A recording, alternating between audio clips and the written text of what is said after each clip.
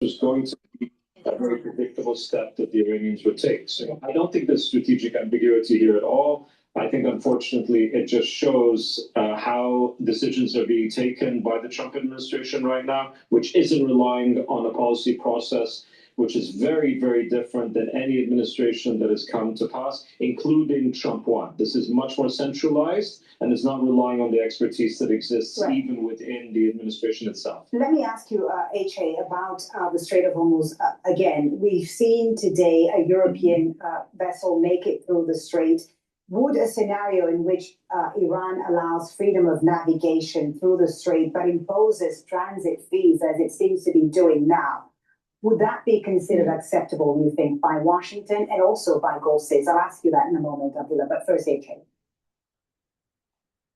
I think it's less about, frankly, Washington and more the Gulf states and the international community writ large. And I don't think it would be regarded as acceptable. Already, the fact that Iran has demonstrated that it can turn the Strait of Hormuz into this choke point is already something that I don't think the Gulf and the international community writ large is going to be willing to accept past the point of this war. On the contrary. So the idea that they would allow this to be formalized and regularized without really stiff opposition, I think is really quite dubious. On the contrary, my expectation is that after this war is over, quite a number of the Gulf states will take steps not to try to bring down the regime or induce state collapse, which I think they're all against, but moving much more towards quarantining in some shape or form the regime in Tehran, because they now realize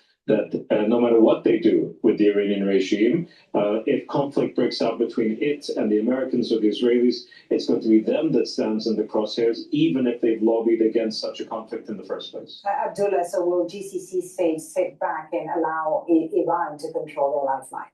Of course not. I mean, what Iran is doing, basically, they're trying to weaponize everything. And for them to take over Strait of Hormuz and imposing money for navigation, it actually reminds us of what pirates actually do.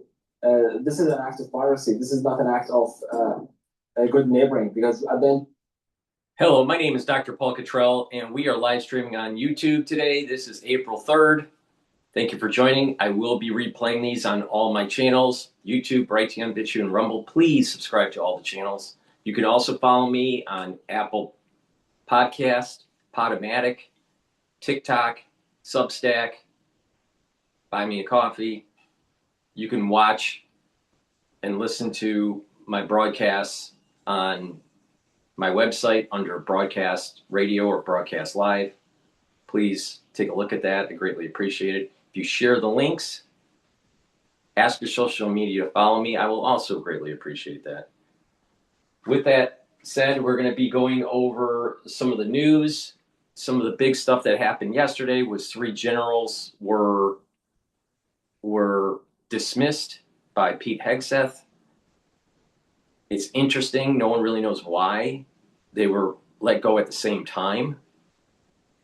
And there's a theory out there. There's a hypothesis, I should say, that is suggesting that there was a slow walking of changes that Hegseth and Trump wanted in the military, in specifically the Army, that was being slow walked. And therefore, he wanted to purge. Now, it so happens that the 4-star general was also aligned with Biden's pick for the Secretary of Defense, Austin, and that also could be part of the purge here. But it was a chaplain. There was an individual that was tied in changing operations for the Army, and then also the 4-star general. So it was probably a coordinated effort. This is not probably a coincidental thing on why they let go all 3 of these generals. Also, Pam Bondi was let go. I felt as though she wasn't doing a good enough job. I think many people felt that way. So a lot of turmoil within the cabinet. Now the question is it Tulsi Gabbard the next one? Is it Kash Patel the next one? Who knows? Please go to my store, the-studio-reykjavik.com. Help support the channel by buying the products that I offer. All these videos I do are for free. If you pay attention to the products that I use on a daily basis, you're going to slow down the aging process. All these products are very high quality and they will help to boost up your health. Now, I have structural nanosilver soaps in stock. You can get it in lemongrass and also in peppermint. So get a few bars for your household. What these will do is neutralize, because it has the structural nanosilver, but also help with the health of your skin and your pores of your skin. Use them every day. Very high quality soaps. Please go to my store, the-studio-reykjavik.com. Also, what I have in stock are the structural nanosilver lozenges and drops. Make sure you use them during the cold and the allergy season. Spring's here, and people are going to have allergies, and you want to mitigate that sore throat or runny nose or anything like that. You want to create a barrier for your oral pharynx to prevent any further problems. So you can get it in orange splash, vitamin C. You can also get it in Manuka honey. Now for the drops, you can get it in blueberry, cherry flavor, and also in honey and lemon. Very high quality structural nanosilver drops and lozenges. The moment you have that throat irritation, take it right away. Or if you're starting to sneeze a lot, or even if you're just cleaning your house and you're around a lot of dust, take these, and you're creating a barrier for your oral pharynx to prevent further irritation and further problems. It's really important to catch it right away. So please go to my store, the-studio-reykjavik.com. Get the structural nanosilver lozenges and drops, very high quality. And not only does it create a barrier and helps to soothe a sore throat, it also neutralizes. These are better than any other lozenges or drops that you can get, because it has the structural nanosilver. It's really simple. And lastly, the structural nanosilver toothpaste. This has no fluoride. It'll whiten your teeth, freshen your breath, reduce irritation at the gum line, help the health of the gum line. And with good oral hygiene, you are improving your cardiovascular health and your valvular health. A lot of people don't realize poor oral hygiene and not neutralizing in your oral cavity can cause cardiovascular and valvular problems. So this toothpaste is the best toothpaste that you can get. It's a little bit more expensive than what you would normally pay, but the thing is that this has the structural nanosilver that will help to neutralize. So you get a lot of added benefits to this. And it's really important to take during the winter and the allergy season. So please go to my store and get a few tubes of the toothpaste. Use it every day to help with your oral hygiene. All right. Make sure you use discount 5. I want you to save some money. It's all caps, discount the number 5. Go to my store, the-studio-reykjavik.com. And you will notice that when you're taking these products that I will be mentioning in this video, that you're slowing down the aging process and your organ systems are performing better.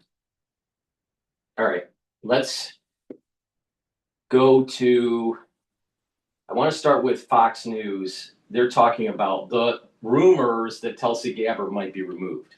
I personally think Tulsi Gabbard should be removed, but that's my thing.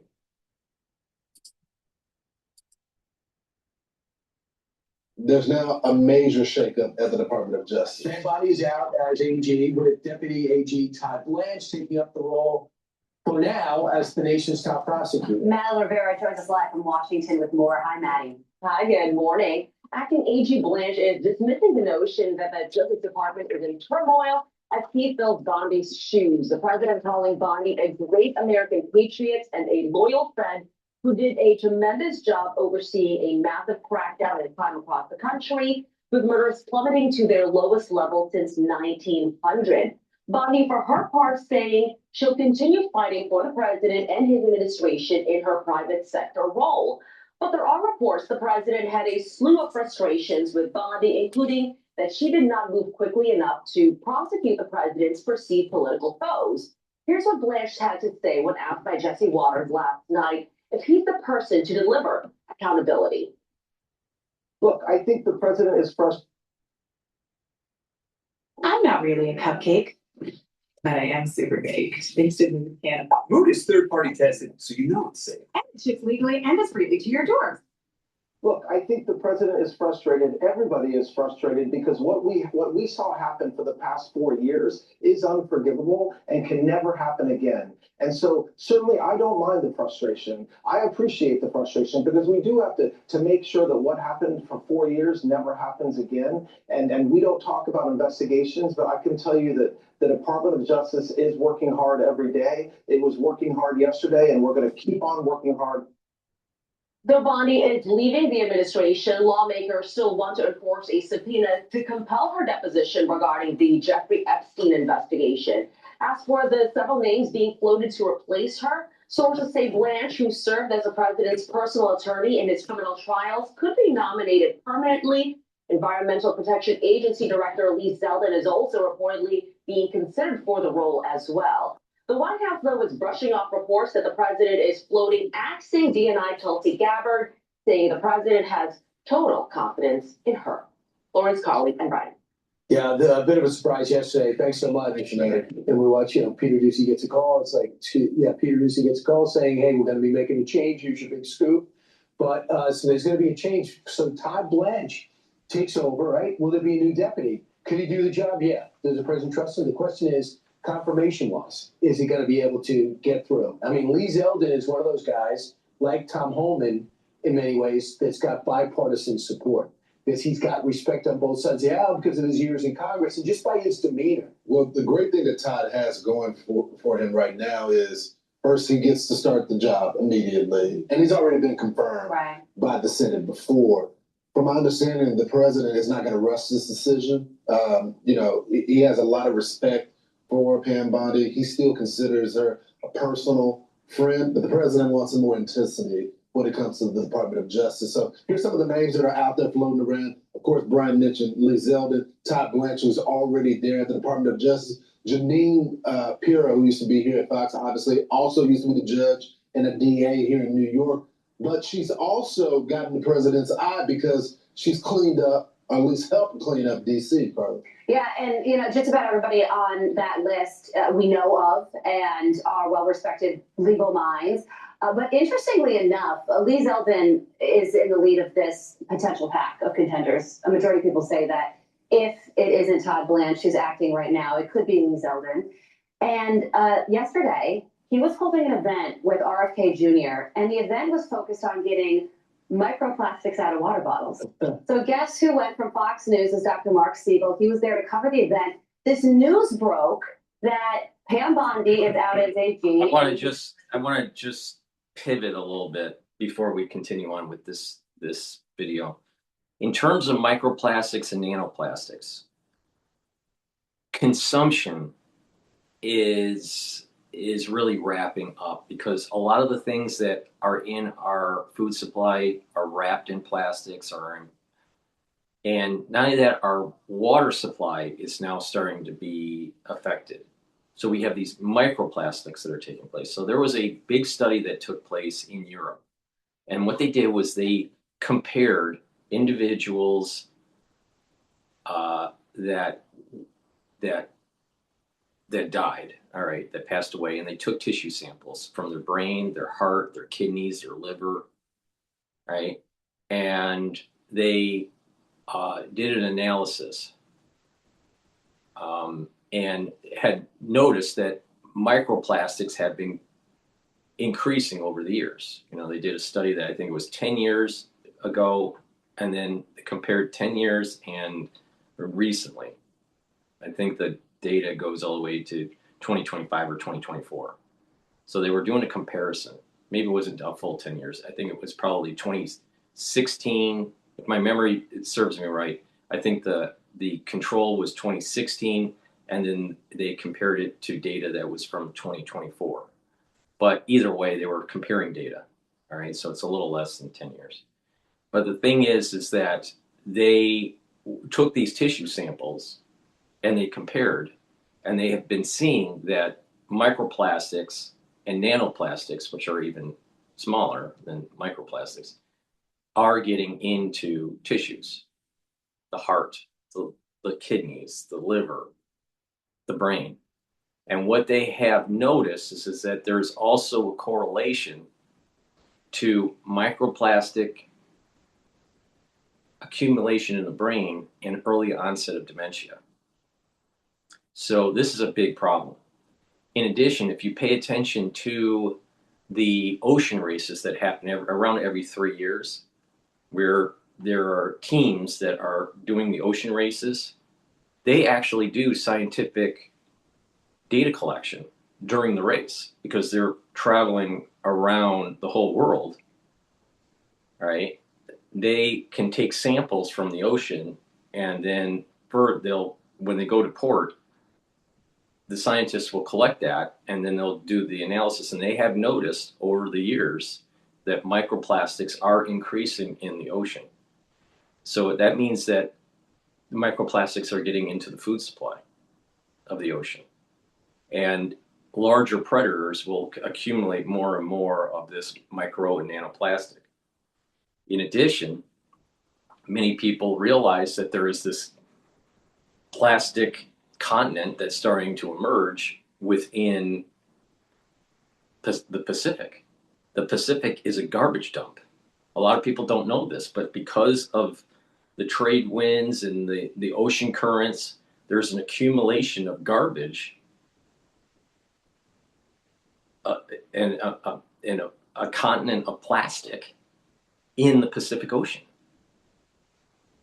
So this will start to degrade, and animals start to get the microplastics into their food supply. And when we fish, when we collect the fish and put it into grocery stores and wrap it in plastic and all this stuff, that we are consuming these microplastics that are in the fish.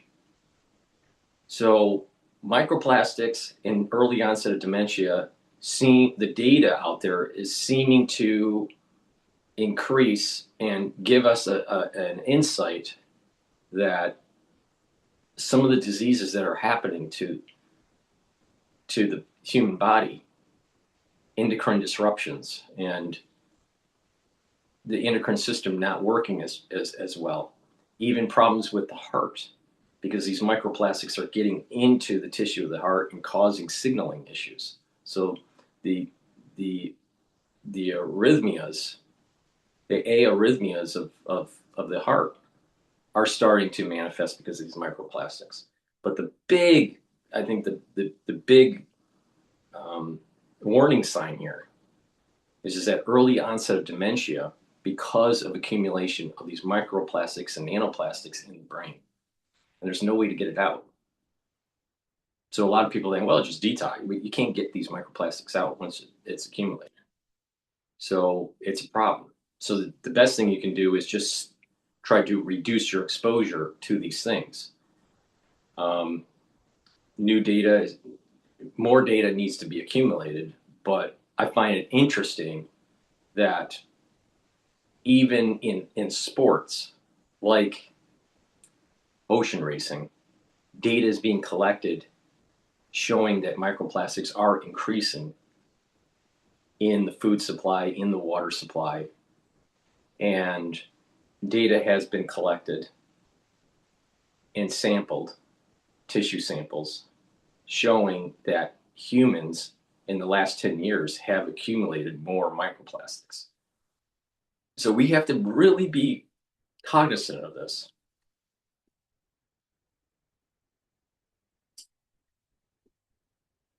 Voted as a potential contender to replace her. Dr. Siegel was there and asked some questions about potential future roles within the administration. Watch this. You're expected to continue whatever. Imagine being able to build an app with your name on it just by thinking about it. Meet Base 44, a complete AI creation platform. You're expected to continue whatever roles people have. Never know. Any comment on that? I would say that that this team every day only grows stronger. And when I was in Congress, people say, "Is this the greatest job you ever had?" I said, "No, actually serving on active duty in the military was the greatest job I ever had." Until I was in this position, the last 14 months, I would say serving as EPA administrator, being able to work with Secretary Kennedy and the rest of this cabinet, and working under President Trump and Vice President Vance, this team, it is the greatest job I've ever had. And that interaction, that relationship, that engagement, that's not going to end at the end of a time of service in government. It's going to stick with us. It's going to stay with me forever. So he's a lawyer, military, congressman. Yeah, so he, would he fit? Is he doing well? Yeah, if he wasn't doing well, he would have got that job to try to fix the Pacific Palisades and the lack of progress being made there. But for Lee Zeldin, I think you'd hate to see EPA lose a great leader, put him somewhere else. Although confirmation would be easier, but you have to understand, with that job comes a lot of pressure. The president will just say, he's upset by the way he was treated. He wants certain people prosecuted. The strength of the case has everything to do with whether the case should go forward, but the president does not like to hear no. So in that position, you have to be willing to tell the president when nothing's possible and make it happen if there's even a chance it will. Well, you need also a strong legal mind that has the respect of both parties. And I think what Lee has done from his time in Congress, and we can't forget about the governor race here in New York, did it really good to be a Republican here in the city, and took some of those independent voters and Dem voters away. So, I mean, he's a high potential guy, and he's already been confirmed as well. So that is the plus side for him. Yeah, and every time President Trump makes a speech, he's always calling out Lee Zeldin as, the guy who gets the permits done the quickest. So he clearly has a lot of respect for him, which could, Brian, mean that he stays at EPA, because then there would be a hole to fill there. But just really quickly, because Pam Bondi served for 14 months, so just to give her due, first of all, I've never seen a more amicable exit of somebody, with the president saying that she's great, we're going to put her in a new role, clearly respects her and cares a lot about her. And the Truth Social post that he posted up on news of her removal was just that, amicable. And one of the things that she did was shift the DOJ back to bread and butter, investigations instead of this lawfare. And she just came on Fox and Friends. The reason that she was in New York is because she was honoring the 2 hero NYPD officers who stopped the potential terrorists, the 2 terror suspects, from lobbing that bomb at Gracie Mansion. And she was saying to me, nobody in New York is honoring these people. So I came down from Washington, D.C. to honor these 2 officers. I mean, that's what law enforcement respects, and that's what real leadership looks like. Politico says the president's going to make more moves. He said on the docket is Howard Lutnick, the Labor Secretary DeRemer, as well as possibly Kash Patel. Now, I don't know what Politico knows, but that's the roaring headlines right now on the top of the site. All I'm saying is that the president has a history of this, that, he puts you in a game, right? He gives you a moment. He's very loyal, especially those that are loyal to him. He gives you a moment to prove yourself. And then if something is not going the right way, then he changes it up. I'm Steve Ducey. I'm Brighteon Channel. And I'm Ainsley Earhart. And click here to subscribe to the Fox News YouTube page to catch our hottest interviews and most compelling analysis. All right. Please go to my store, the-studio-reykjavik.com, and get the magnesium and zinc. This will help with brain function, also boost up your immune system. And vitamin C and magnesium will help with your immune system, help with your skin, and help with brain function. You can take them together. You don't have to worry about the amount of magnesium you're taking. So this is a great stack to help with brain function. Now, magnesium will also help to improve the efficacy of vitamin D3. A lot of people don't know that, so it's really important to take magnesium. A lot of people are magnesium deficient, so it's really important to supplement more for magnesium and increase that brain function. And I have a lot of different neural stacks that you can take to help with brain function. But it's also a holistic approach, proper diet and exercise, learning new things, making sure you filter your water, stay away from processed foods, and try to reduce your exposure to these microplastics and nanoplastics. please go to my store, the-studio-reykjavik.com. Use discount 5. You get $5 off any order. It's all caps, discount, the number 5. The link is in the description to my website, the-studio-reykjavik.com. Now, what I'm going to do is I want to play a clip about the generals being canned, all right, last night. And then we're gonna pivot over to an analysis of game theory and what's going on with perhaps Trump's strategy. And this coincides with my theory of a world curse that is going to start on September 11th, 2026. For the ones that have been watching my channel, I've been saying this for a long time. This video that I'll be playing about the game theory is the geopolitical strategy that will emerge because of the curse. All right.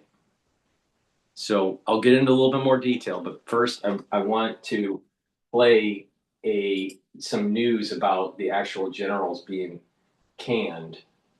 If I can find it, it should be.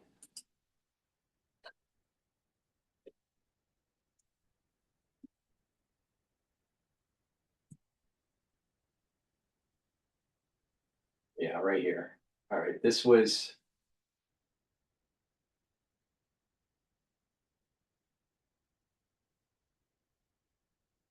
All right, this one right here. Hegseth tells U.S. Army Chief of Staff to step down.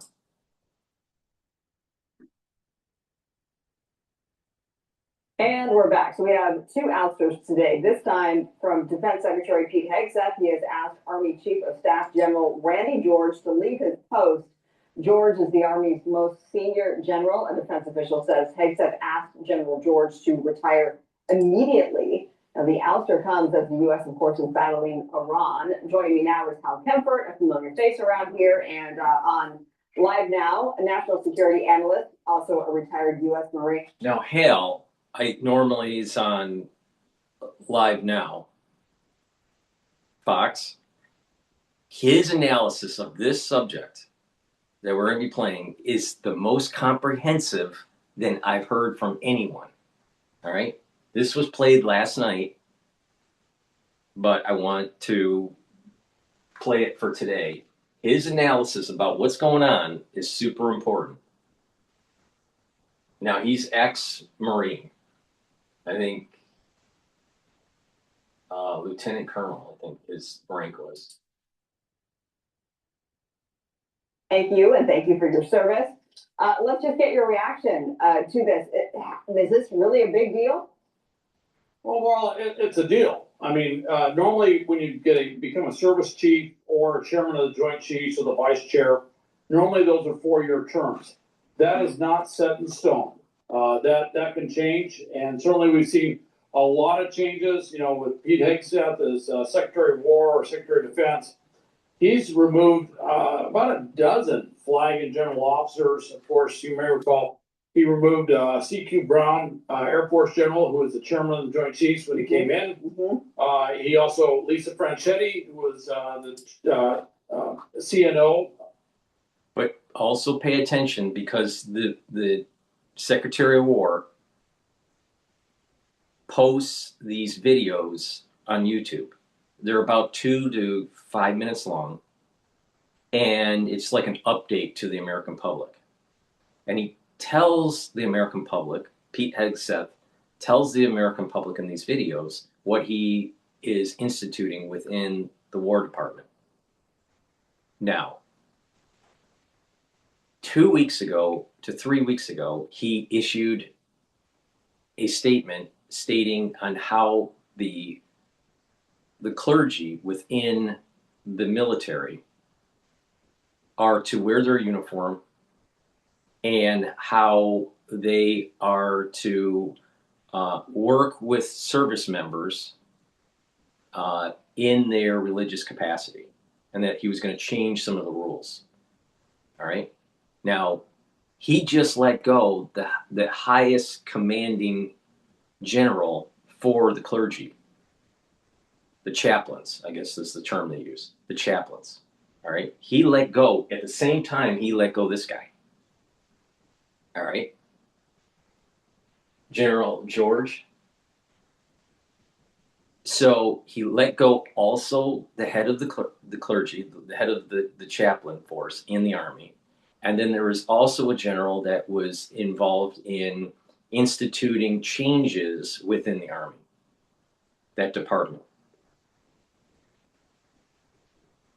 There was a video that was also issued about 2 to 3 weeks ago stating and how Pete Hegseth is forcing the generals to take a look at all of their departments, get rid of duplicative work, and how to actually restructure the legal part of each of these departments. Saying it's too bloated, there's too much bureaucracy, and that he wanted a plan, and that for that plan to be instituted within 6 months. I suspect that what is happening with General George, the general that was in charge of the chaplains, and the general that was in charge of changing processes and procedures within the army, they all were let go because they were slow walking policy. That's my take on this. Admiral, head of the Navy, Chief of Naval Operations, and then of course General Cruz, Lieutenant General Cruz, head of DIA, and others have been removed as well. So they're not afraid of removing flag and general officers, but this is still a big deal, but not unexpected because it's who we replace him with that I'm really looking. Okay, who did he replace him with? Well, he replaced him with Christopher Neve, and that's kind of an interesting thing. Randy George was the senior military aide or advisor to basically, I was going to say Hegseth's predecessor in the Biden administration. Neve was the senior military advisor for Hegseth, the Secretary of War. So there is a certain continuity, if you will, that the senior advisor gets moved into being, moved up into being the head of the Army. And you got to remember that Hegseth was a former Army officer. He'd served for many years. He'd served over in a variety of assignments around the world, combat in Iraq. So he knew the Army. He understands the Army. He's probably a little partial to the Army. I've been known to be a little biased towards the Marine Corps at times, shocking but true. And so he does know the Army, and I think that was something he felt strong about. And Christopher Neve, certainly Randy George had a very impressive record, combat commands, all sorts of stuff. But Christopher Neve was with the commander of 82nd Airborne between 1922 23. Certainly very accomplished. And one thing, when you're the Secretary of Defense, you want to have service chiefs and the chairman and others who you can really rely upon, who you can really kind of understand their judgment, their thinking. And that's something he has with Neve. Not something that, I don't know that that's something he necessarily had with Randy George, because he inherited General George from the previous administration. Which makes sense as to then why it wouldn't necessarily be a big surprise, because he wants to put somebody in there that he can own, essentially, like, this is my guy, right? So Hegseth has done more than a dozen firings of top generals. Is that a lot? And then also, let's talk about the fact that this isn't just any given Thursday. And we heard from the president last night where today marks day 33 of the war in Iran. The fact that we're doing this in the midst of a war, and what does that mean? That can't be good, or does it not necessarily matter as much as we might think?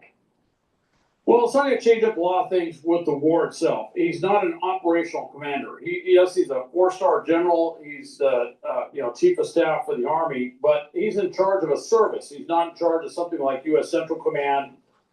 So it's a little bit different. Certainly, you don't like to see a lot of turmoil at the top ranks during times of war, but on the other hand, these things do happen. And certainly, if you go back to our history of war, World War II, World War I, the Civil War is kind of famous because Lincoln was firing generals left and right until he found a general he could really count on, who was Ulysses S. Grant. So, so it does happen in time of war. So it's not a shock. And also, I will say this: I would assume, being a former Army officer, that he's a little bit more focused on the Army.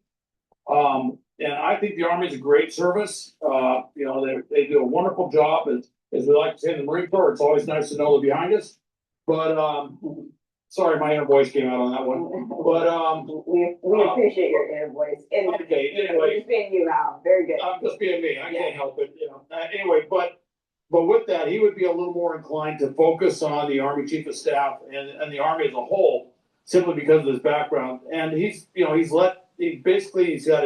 inherited an Army Chief of Staff for over a year while he was there, and certainly there's a pattern we've seen where they like to get their own choices in these top jobs. And Dan Kane was rather surprising. I mean, they chose Dan Kane as chairman of the Joint Chiefs. Dan Kane had been actually retired for a year, and they had to bring him back on active duty and make him a 4-star general. So this is not unusual, and so I don't read too much into it, and I don't think it's going to be that disruptive. Well, let me ask you this: that apparently he's had would you agree with this? Impressive rise, a quick rise for an officer who was only a 2-star general just 2 years ago. He's moved fast. I will tell you that is not something that I've seen that is that shocking either. I can remember a Marine Commandant that I served with when he was a brigadier general during Desert Storm, and I just shake my head how fast it was that he, next thing you know, he pinned on 2 stars. He got back, pinned on 2 stars, then he pinned on 3 stars. I don't even know if he served a full year as a 3-star general before he got his 4th star. Is this sort of a thing of being in the right place at the right time? I don't want to say nepotism because this is a familial thing, but you get what I'm asking. It's not so much nepotism, but look, when you get into the flag and general officer ranks, there are politics, all right, service politics, and there's just anyone in the military will tell you there are politics at the top levels, and so when you're a general officer or flag officer, your movement up can be a variety of different things. I served very closely with an officer who became a 3-star general, and only found out years later. I was kind of scratching my head because it was amazing how he moved up. And I mean, he's a good guy, very qualified and everything else, but it turns out that there was a 4-star Marine general that just had his eye on him, and those things happen. And if you find it with service bias, you'll sometimes find it outside of service bias. I remember we had a commandant of the Marine Corps who was not a likely choice to become commandant, and there was a meeting with senior officers and the Secretary of Navy, and they explained why this was the commandant you wanted. And next thing you know, Secretary of Navy turned around and said, "That's who I want," and it surprised everybody. So there are politics, there are preferences. There's a lot of different reasons why. Like in every other industry and sector. Final question then: with all of that said, does he have, in your opinion, is he qualified for this post? Then you feel comfortable with him? As far as I can tell, he's fully qualified, and I think part of it is he's going to bring in a fresh perspective. The other thing is, I think he'll be very effective working with the Secretary of War because, well, he knows him quite well. He's worked with him for the last year or so. There'll be a certain rapport there that they have that will probably be very positive in terms of policy. Now, people will disagree with the policies, but I will tell you that at least they know each other, they understand each other, they know how each other thinks. And at the 4-star rank with the cabinet, with the secretary, that is so important, is to have that level of communication, understanding, trust, confidence, if you will, in your service chiefs, and certainly the chairman and the vice chair. So I think that'll be a very positive thing. All right. Well, we appreciate you, Hal, as always. He is Hal Kempfert, National Security Analyst, and all right, we're going to play a 2-minute clip. We're going to play a 2-minute clip. They're also talking about the other 2 generals that were fired at the same time. The major shakeup in Washington, Pam Bondi is out as U.S. Attorney General, and she's not the only one out of a job tonight. Eyewitness News reporter Leanne Suter live with the new fallout. Leanne. Mark, that's right. A major shakeup indeed. 3 top generals, including the Army Chief of Staff, are out, as well as the nation's top law enforcement leader.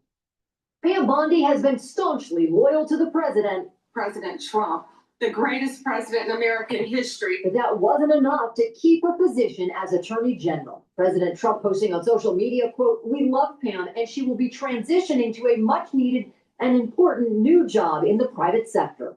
The two seen together just yesterday, the president calling her his friend. Attorney General Pam, my friend Pam Bondi. Sources tell ABC News Trump had grown frustrated with Bondi's inability to successfully prosecute his political enemies, like former FBI Director James Comey and New York's Attorney General Letitia James.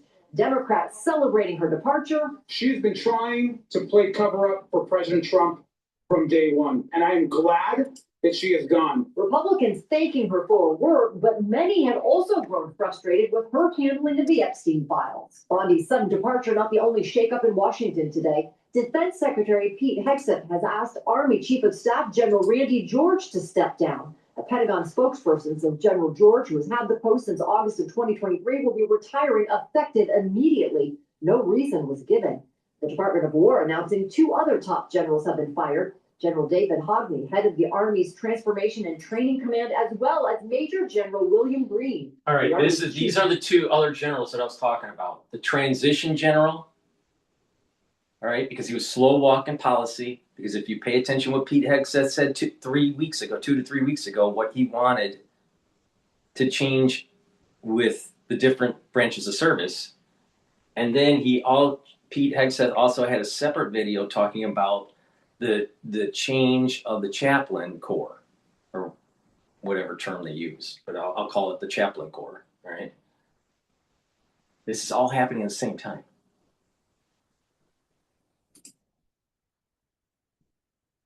General David Hogney, head of the Army's Transformation and Training Command, as well as Major General William Green, the Army's Chief of Chaplains. Back at the DOJ, Deputy Attorney General Todd Blanche will be taking over as interim Attorney General. Days ago, Blanche touting the department's removal of agents and prosecutors who worked on criminal cases involving Trump. There is not a single man or woman at the Department of Justice who had anything to do with those prosecutions.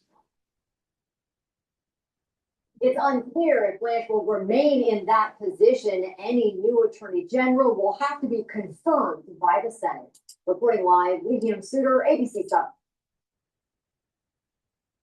Okay. So the big takeaway with that is pay attention to what Pete Hegseth states when he does these videos on YouTube, and he, discusses a new policy or an order. All right. He does these 2 to 5 minute videos. Really important, because about 2 to 3 weeks later, you actually see what's happening. All right. So he's already telegraphing what's going to happen. And there's also a big announcement about JAG and about the legal departments restructuring, getting rid of the dead weight, getting rid of duplicative work, separating something that should be more in the private sector versus the military, trying to make the JAG and the legal team within the military more streamlined.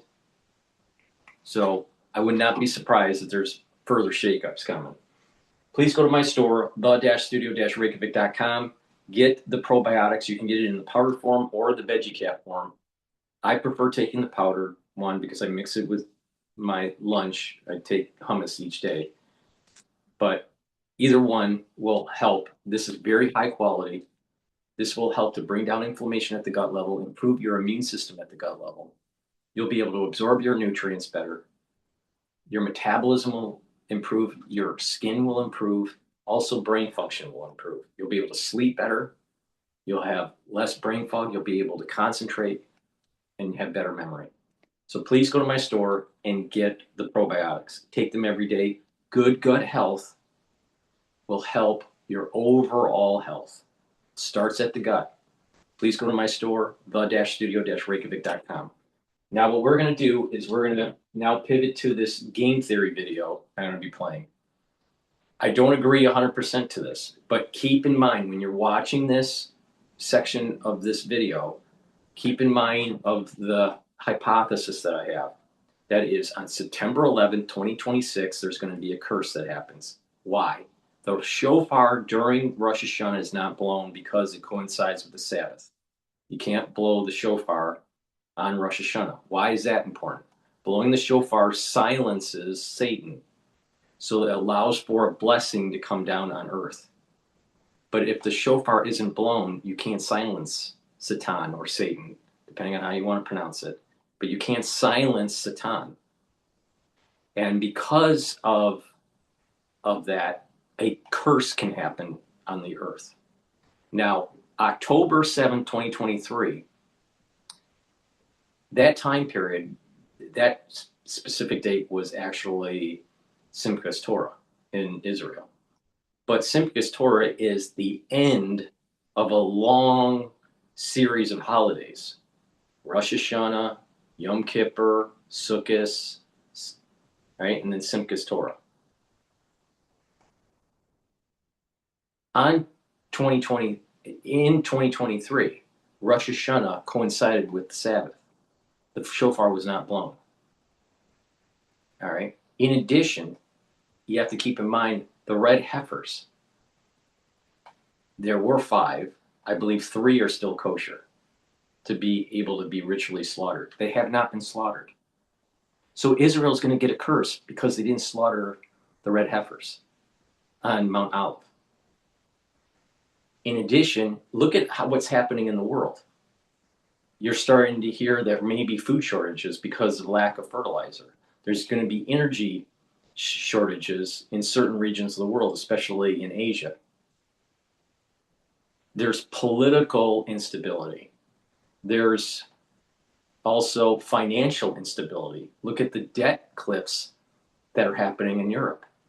What about the erosion of society's cohesion culturally in Europe and in the United States because of poor immigration policy? Look at the insurgence of communism in certain cities in the United States or even in Europe. These are all starting to emerge into a curse, setting up the stage for certain things to happen. Now, when this curse starts, so what happens is on sundown, September 11th, 2026, the shofar is not blown. That opens up a door, a gateway, where there's a curse that will come down instead of a blessing. And that curse will start to get worse and worse and worse each day based on the ingredients that are starting to emerge pre-curse, like all the ingredients that we're seeing right now. All right? And they will work together. These emergent variables will work together and get magnified. And there'll be an emergent property that you can't be able to predict. But there will be an emergent property that takes place that curses everybody. Now, some people will think they're being blessed. And in the end, they get cursed. But most people, what will happen is they get cursed. And then in the end, there's a blessing. All right? Now, but this curse, this door that or gate will open up on September 11th, 2026, and will not close until the first week of October of 2027. So you're talking about a long period of time, a year, where something really bad's coming. And there's going to be another curse shock in subsequent years in 2028 and 2029 that is going to piggyback off of this curse that's taking place in 2027, in 2026. Okay? So there'll be a time where there's a little bit of relief on October of 2027, and then it reemerges in 2028 and 2029. We're talking financial markets, we're talking food supply, we're talking energy, we're talking political stability, we're talking world war. And the reason why the curse is happening is because of the decisions that the world has made since October 7th. From a religious point of view, the rabbis did not make the decision to slaughter the red heifer, the paraduma. They decided not to do it. For what reason, I don't know. But if you take lessons learned from what has been written in the Old Testament, there were many times where Jews were supposed to do something and they were afraid. And then there was a curse. And it took generations to undo that curse. Now, so there's that side of it. But take a look at what the world and how they have conducted themselves since October 7th. The international community demonized Israel in trying to destroy Hezbollah and Hamas. The world is demonizing Trump for trying to defang or declaw Iran. Everyone's so focused on the Epstein files. There's a curse coming. Nobody is going to get away from this. Nobody. No matter how religious you think you are, to the very lowly person. Everyone is going to be affected. Different degrees of being affected, but the whole world is going to get this curse because of the way mankind has behaved since 2023. Everyone is getting cursed. That means Tucker Carlson. That means Megyn Kelly. That means you, me, Trump, Barron, Melania. Everybody is going to get cursed. No one is not going to be affected. All right. Now, this professor, I'm not 100% aligned with him. Sometimes I think he's a little pro-China he's pro-China at times, and it seems as though he's negative America, not on Team America. But he is explaining the international maneuvering that will take place, the emergent property that will take place within this curse that I've been telling everybody about. So the metaphysics of what I just mentioned about the curse that's coming is going to manifest internationally based on what this guy's going to say. All right. So you need to really pay attention. No one out there is saying this. There's nobody. No religious podcast, no, geopolitical podcast, no one's putting all the pieces together. All right. This is the first time that you're going to see this. So it's really important that you share this link because I'm 100% right on this. The world is going to get cursed. Nothing's going to stop this. And it's going to be bad.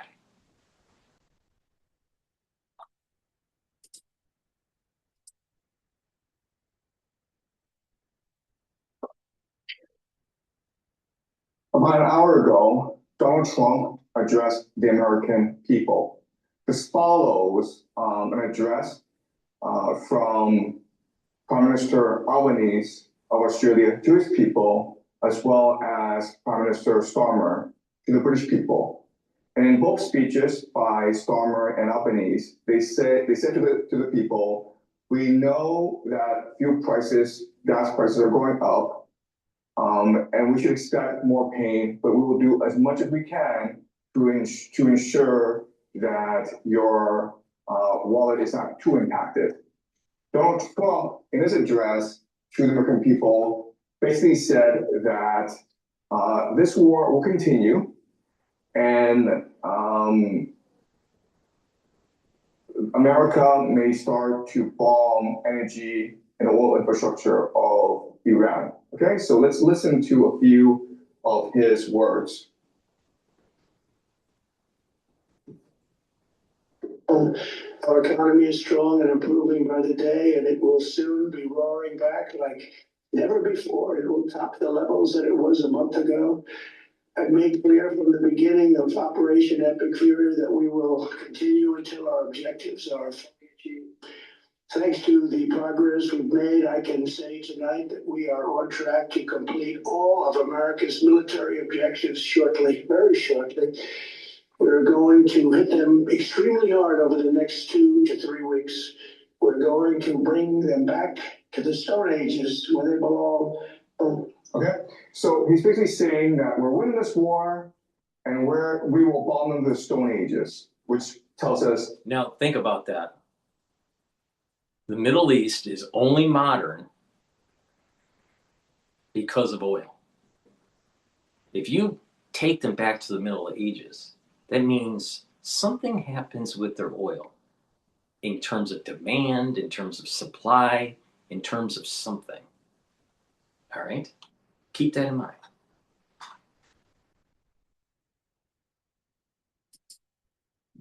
Oh, and another thing that keeps... He's definitely not winning this war. Okay? No, keep in mind, when Jacob and his sons went into Goshen, what did Esau? What was happening with Esau? Esau was given Mount Seir as a heritage. All right? Now that is metaphysical, that the Muslim community, all right, Ishmael and Esau and the Persians, and, you know, Esau's a little bit more an amalgamation of many things. All right? But Esau, in this context, Iran, Esau is given something, and if he doesn't do something proper for the world, doesn't use his gifts in a positive way, he will be destroyed. He will have to repent. He is decapitated physically and metaphorically. And that there is this separation between the intellect and the animal soul, in the animalistic behaviors of Esau. So there's a repentance that takes place. And the negative, the positive Esau will align with Jacob. The negative will be destroyed. Okay? Keep that in mind. There's a metaphysical thing that's happening here with Esau. And Ishmael and Esau have been given the opportunity to use their endowed gifts from God, oil, for good. Yet, since I've been born, there's been nothing but Islamic terror. For 50 years. For over 50 years, Islamic terror. So we are seeing the separation of Esau. We're seeing the curse coming down on Esau.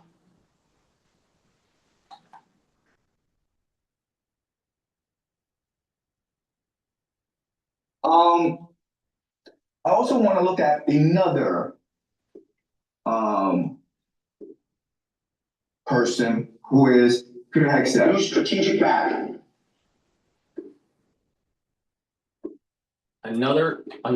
So remember, another thing that he doesn't mention because he's not focused on the metaphysics, Pete Hegseth.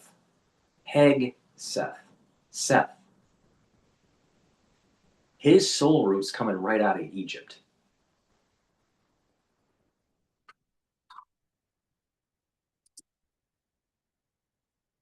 This war in Iran, it's not ending. In fact, many people believe it's only starting to ramp up. So there are rumors that Donald Trump has already authorized the use of ground forces. And so we could see an invasion of Iran as early as this weekend. But certainly, definitely, this month, okay? But while America is fighting this war in Iran, this is the Secretary of War, Peter Hegseth, and he's announced that America will control all North America. From Greenland to the Gulf of America to the Panama Canal and its surrounding countries. At the Department of War, we call this strategic map the Greater North America. Why? Because every sovereign nation and territory north of the equator, from Greenland to Ecuador and from Alaska to Guyana, is not part of the global South. It is a security perimeter in this great neighborhood that we all live in. Okay? So basically, what he's saying is we will enforce the Monroe Doctrine in North America.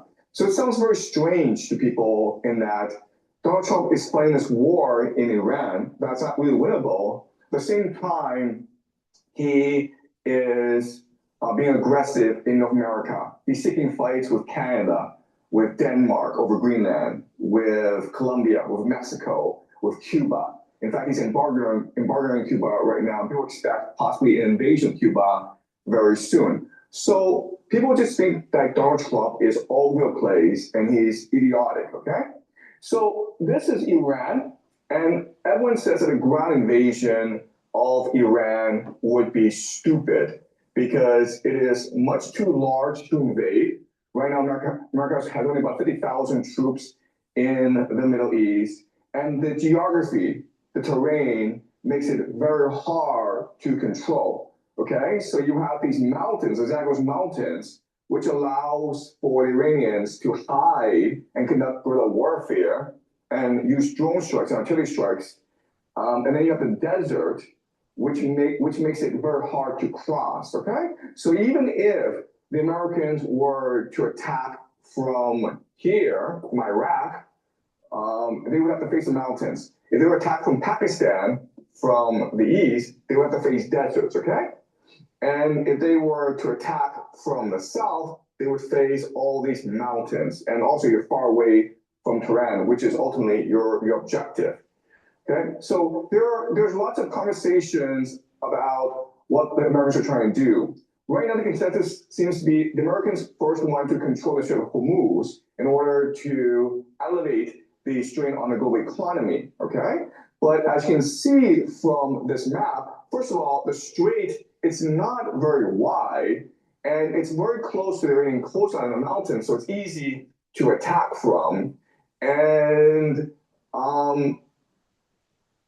there are these, and then the Iranians can put mines all around the strait as well. So what everyone tells us is that an invasion of Iran would just be idiotic.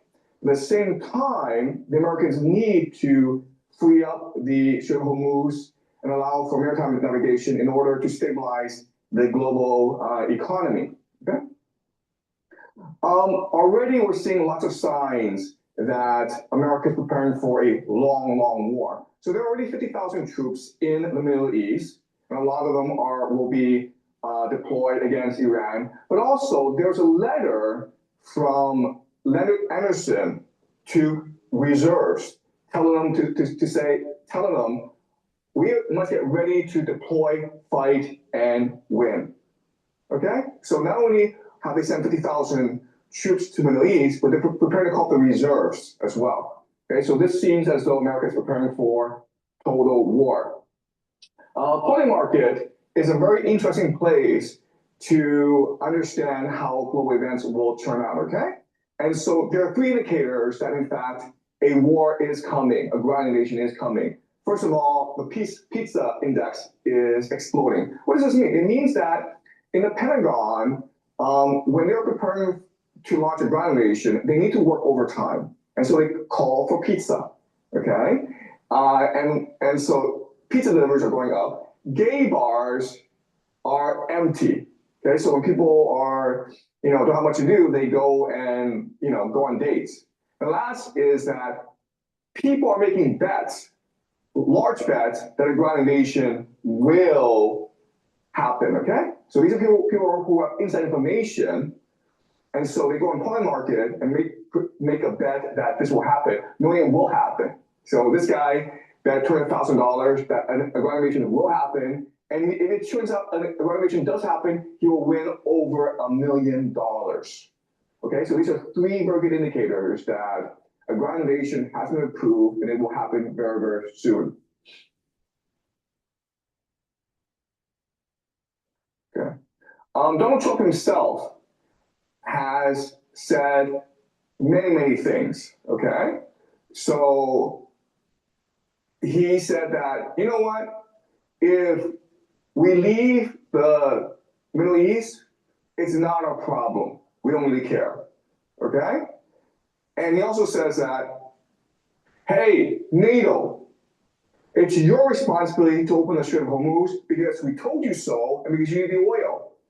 And of course, NATO is angry at Donald Trump because previously Donald Trump threatened to take over Greenland. Okay, so everything Donald Trump is just a moron. He doesn't plan ahead.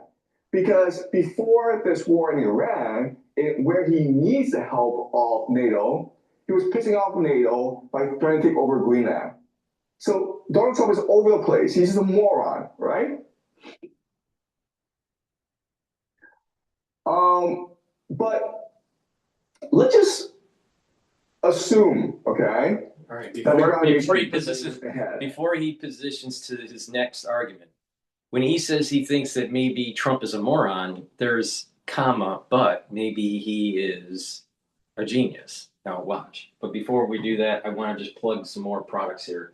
Please go to my store, the-studio-reykjavik.com, and help support the work that I do. I'm trying to inform the public about what's potentially going to happen to the financial markets and how to improve your health, especially due to the aftershock of the crisis that we went through in 2020. If you pay attention to me, you'll be able to improve your health, slow down the aging process. Clarity factor. This will get rid of brain fog. It'll allow you to concentrate on tasks and improve your dendritic connection so you're thinking faster and have better memory. Take this every day. Drink it with filtered water. It's a very powerful neurostat. Myotrol. This is really important to help to build muscle and to maintain muscle. When you get older, your gene expression starts to decline for muscles. That's why you start to atrophy. If you're 40 years of age, male or female, you will benefit from taking Myotrol.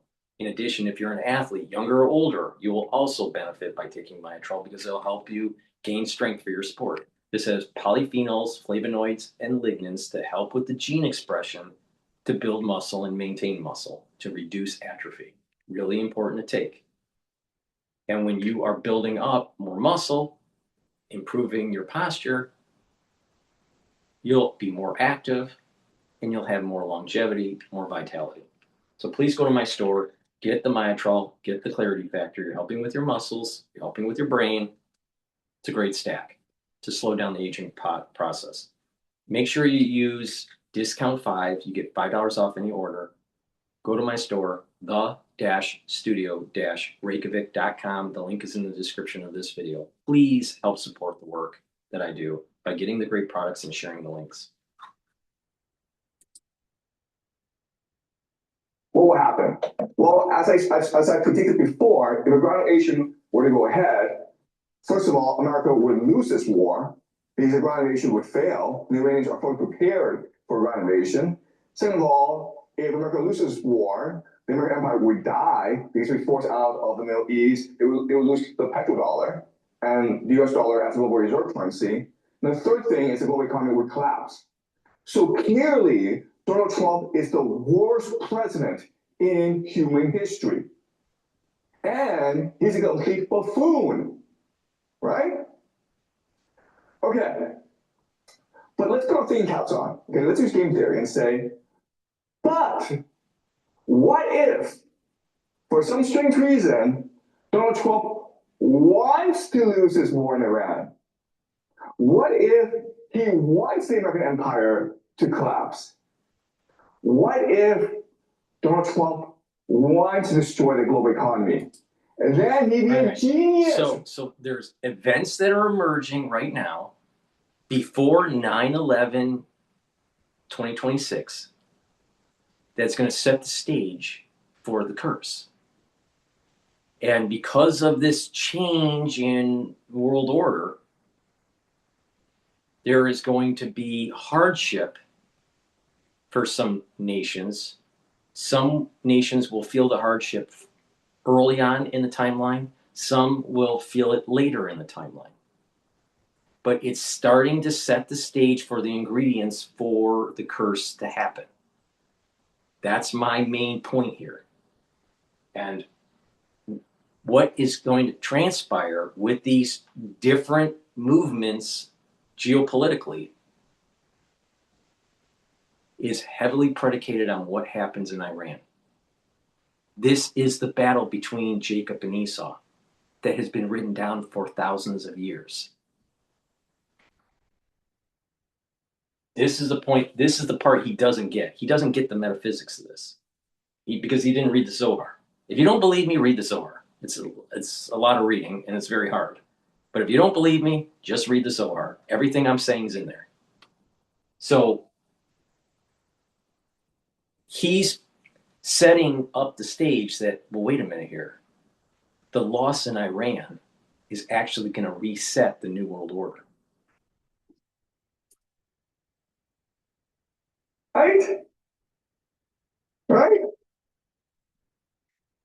He's a moron because he's going to destroy the American Empire. But if he actually wants to destroy the American Empire, then the man is the greatest American president ever, okay?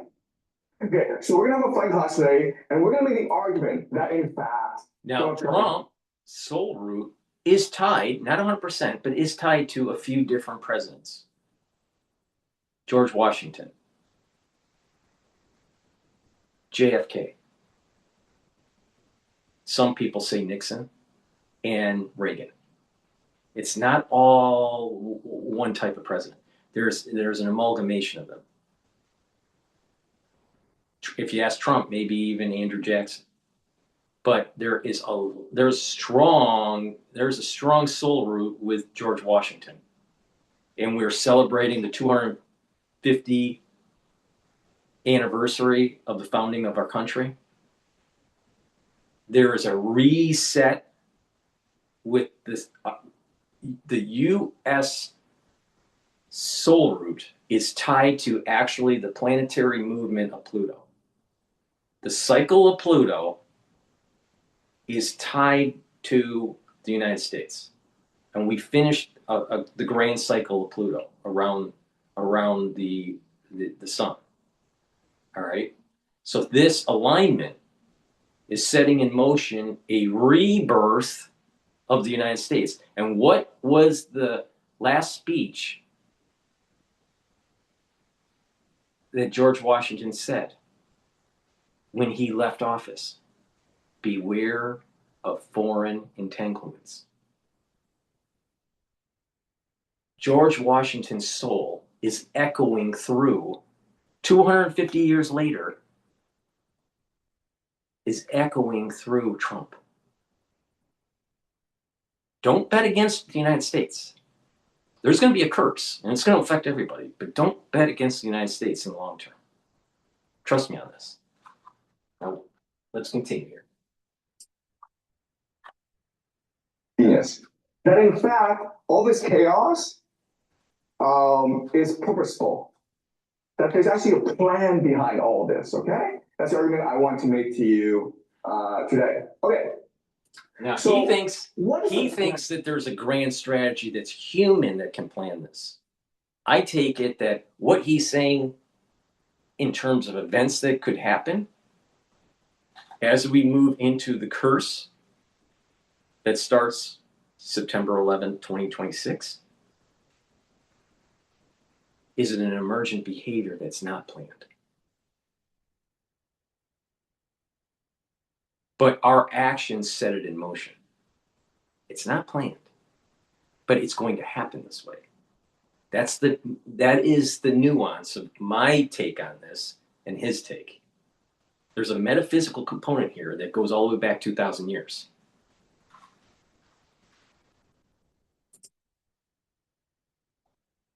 What is going on here? All right. So first thing to notice is that the world gets 20%. Okay, 20% of its oil from the Middle East. Okay, primarily going to East Asia.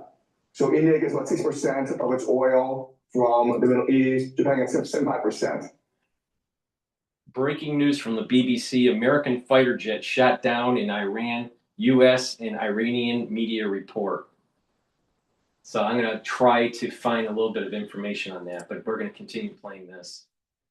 Oil from the Middle East. So East Asia is heavily dependent on Middle East oil, okay? But as you can see, it also goes to Europe as well, and then also to the United States, all right? So the world is dependent on the GCC oil.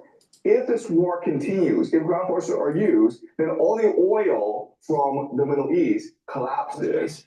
And JP Morgan has come out and said that by mid-April, the world will run out of oil. Okay? So this is a disaster for the world. But it's not, it's just much more than energy needs, okay? So this, because Iran is constraining movement in the Strait of Hormuz, we're seeing 7 major shortages. Okay, so yes, we know oil and LNG are being stopped. Okay, but actually the problem is much worse because look at phosphate, ammonium, sulfur, urea. This is food production. Okay, primarily used for fertilizers. In other words, if this war persists, not only will countries run out of energy, they'll also run out of food. Okay? Also, look at this. And as the curse starts on September 11th, 2026, what is happening around the world? In many areas, food yield will go down in the fall. That's when the harvesting is. The fertilizer is diminished. And it's very similar. When the world goes into Golis, when the world goes into hell, there's a story in the Old Testament where the sons of Jacob go down into Egypt to sojourn. That's the story of a group of people going to hell. A lot of people don't understand that. Egypt is hell. It's a fib sequence. There was a group of people that lived on this plane that did things that represented a metaphysical existence or metaphysical reality. All right, in a different plane. And the whole world now is slowly moving into Golis. It's slowly moving into hell. And because of these slow emerging properties, slowly setting up the stage for the big curse, people don't realize that that gate that's opened up, everyone is going to be marching into hell. Now, what was some of the things that happened in hell in the story? The plagues. When people started to get out, that they were going to be expelled from hell, when the Jews were going to be expelled from Egypt or hell. All right? What was happening? Plagues, famines, pestilence. The United States just hit the Pasteur vaccine facility. Why do you think they did that? Because they're knocking out their bioweapon development in Iran. So there's curses these that will manifest as plagues, famine, financial problems, health issues,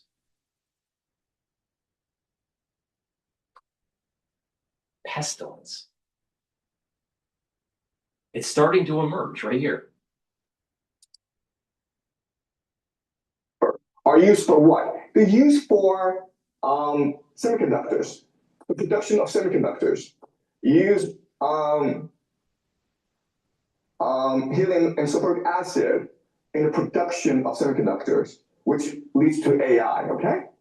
So, in other words, this war in the Middle East, it's impacting everything in the modern economy. Okay? If this war continues, the global Now think about it. We had this global economy, a lot of prosperity in many nations. Not every nation was prosperous, but many nations were. The standard of living went up, even though there was a lot of indebtedness in the United States. But many countries, many people that were in the rural area that were poor ended up rising up, right? Since World War II. The standard of living for the world has increased. No one can deny that. Now, that doesn't mean it's been perfect, but the standard of living of the world went up. And we still, as a human race, can't get our act together. And the test was, what are you and what is your society going to do after October 7th? How did you position yourself? Were you on the good side or the bad side? And now everyone's being judged. You had all this prosperity since World War II. You had all of this opportunity to dream whatever you wanted to dream, and it could manifest because of lots of resources, a world economy that was integrated, and that's all getting smashed apart now. I mean, before World War II, before World War I, Europe seemed to be copacetic. Things were going great. There was a lot of actually global commerce and interconductivity amongst nations pre-World War I. It took the world all the way to 1970s to get to the same globalization that they had pre-World War I. A lot of people don't know that. It took almost 60 years to get to the same level of globalization.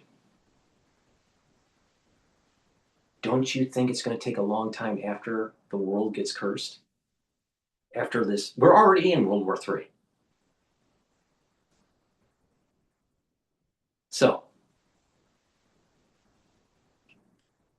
things are starting to emerge. Things are starting to manifest itself. And there's not just one curse. It's a series of curses. Famines, pestilence, lack of opportunities, stress, early death.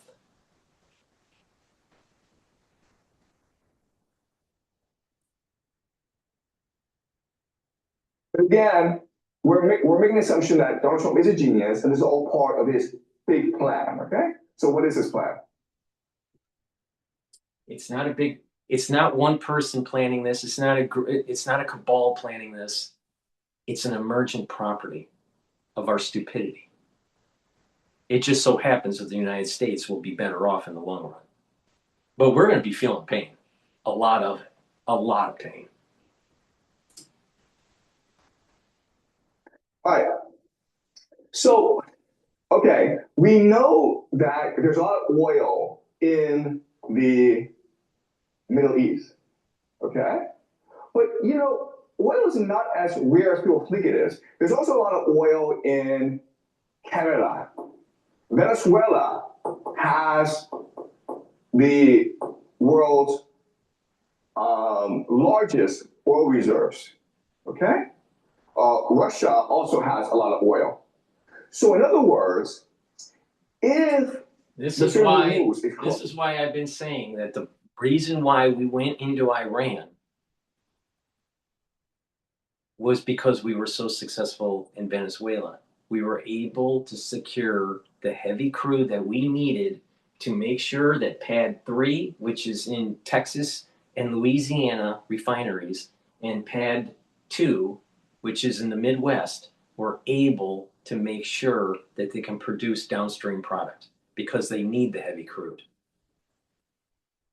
If they didn't have that, we would need it from the Middle East because they have medium viscosity crude.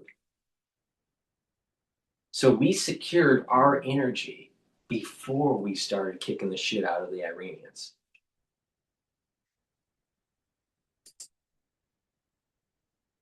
If this war in the GCC continues, it doesn't mean the world no longer has oil. All it means is the world is now much more dependent on North America and Russia for oil.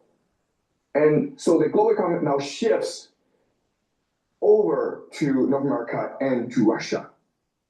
Okay? So in other words, the United States starts a stupid war in the GCC. Now the GCCs, with their revenues starting to decline, their society starts to devolve. And so now the Shia and Sunnis start to fight each other.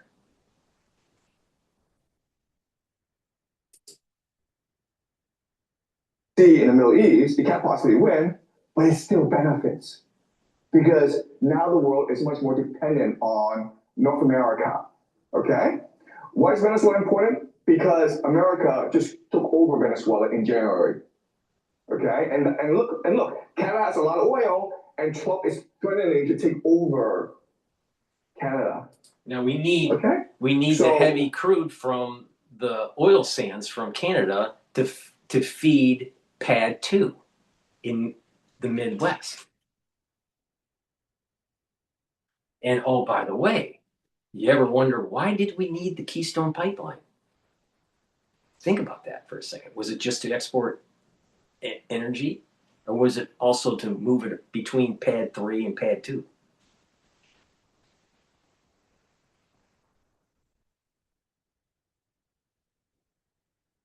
Now let's look at who needs the oil.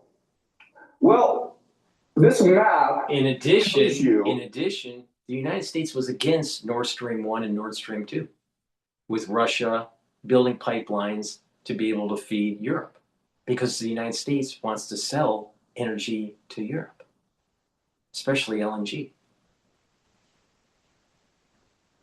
He's not wrong here. He's just not realizing that there's an emergent property because of what's happening that's going to lead to a big curse for everybody in the world. But in the end, the United States is going to be on top here.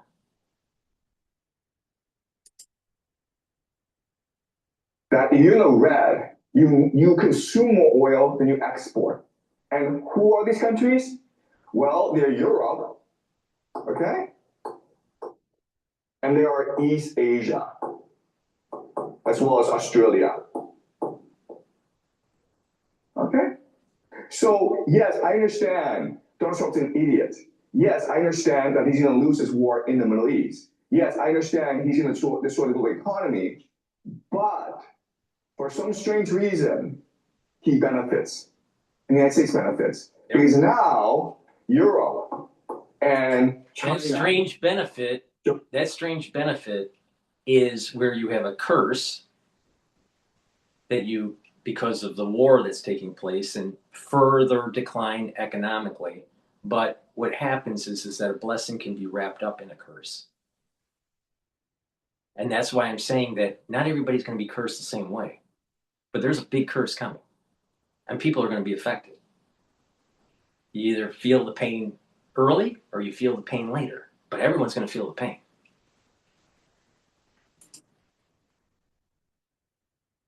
Australia, they are much more dependent on North America for resources, for food, for energy. Okay?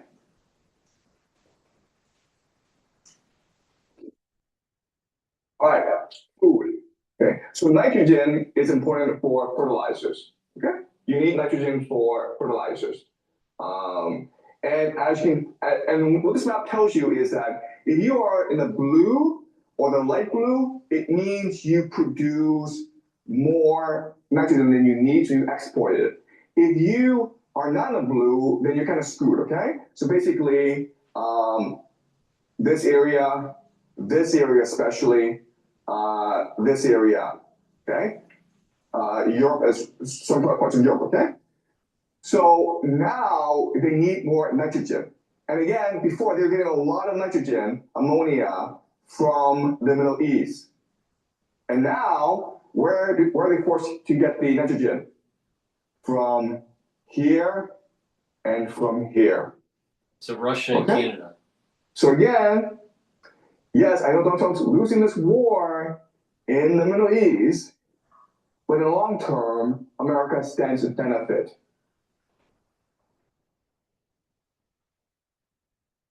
Okay. Last thing I want to look at is water. Okay. Water is important because water tells us which areas are the most stable. Basically, if you have a lot of water, you're less prone to conflict. But if you don't have that much water, then you're prone to conflict. Okay. So we look at.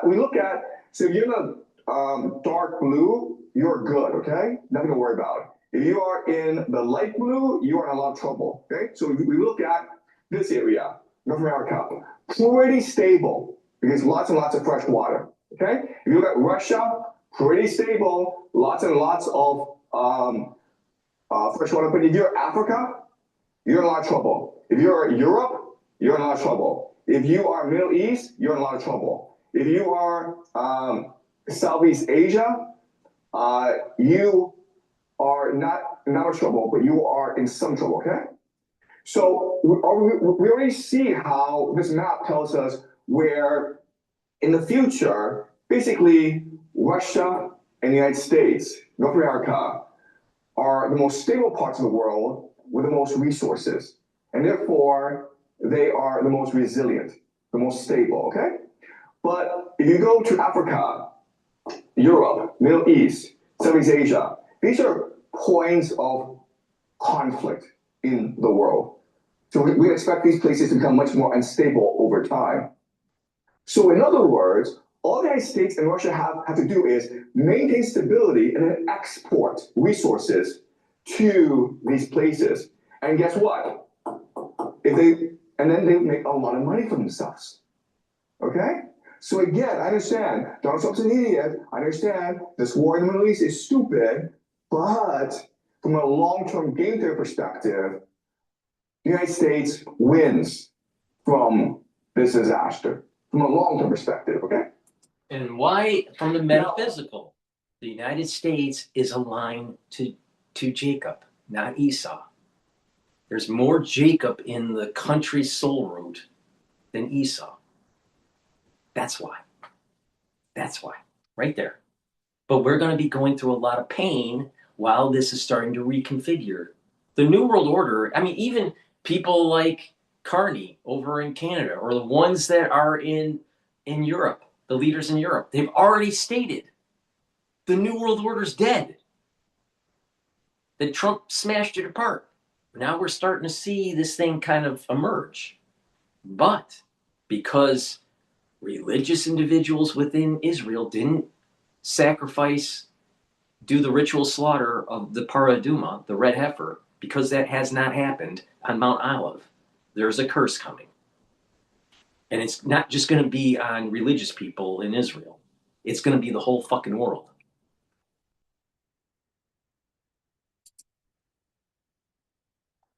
You look at this map and think, well, China's pretty good too, right? Like China has a lot of fresh water. The problem with China, though, is this. China sits on a lot of fresh water that Southeast Asia and India depends on, okay? So a lot of water is in the Tibetan Plateau. It flows downstream into India and in Southeast Asia. If there were a drought, using game theory, we can suspect that China might want to keep the water for itself, right? In which case, Southeast Asia and India would be very angry, okay? So this is a potential flashpoint that we have to watch out for. Okay? So it seems like China is stable, but these are... And therefore, India would probably align with the United States if there was military conflict that arises over Taiwan.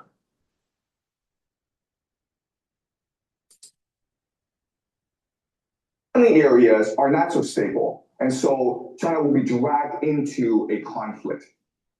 Okay? All right. So let's summarize what we've learned so far. So these are the countries with the most oil reserves, okay? Venezuela.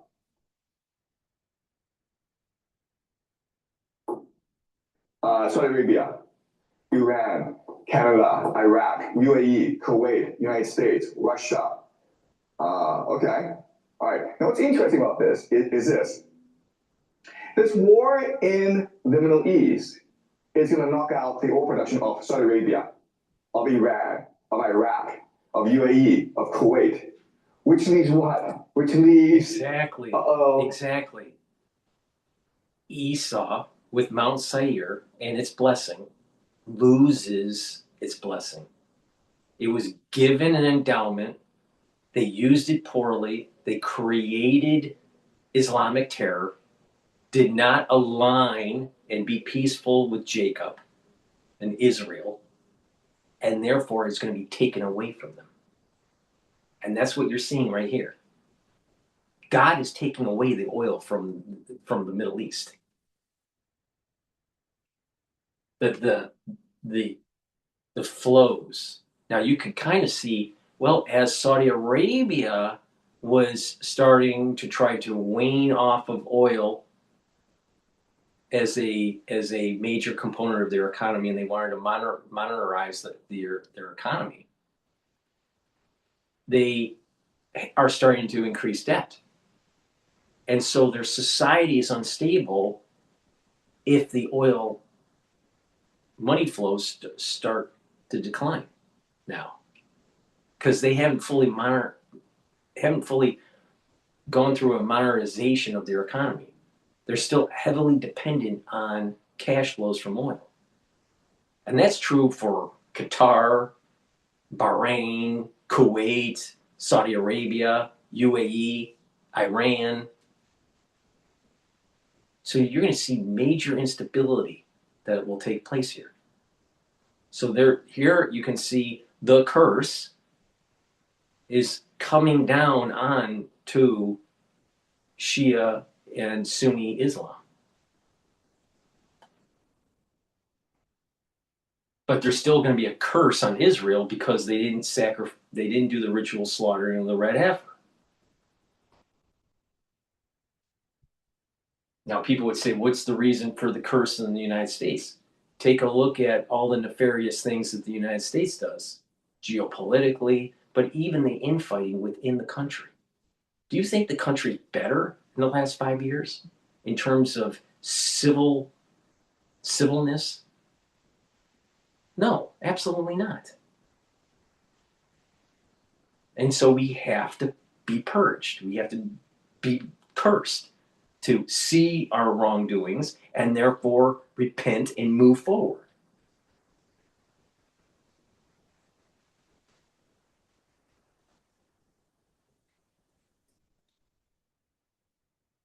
Venezuela, Canada, and the United States, okay? North America, and Russia. Okay?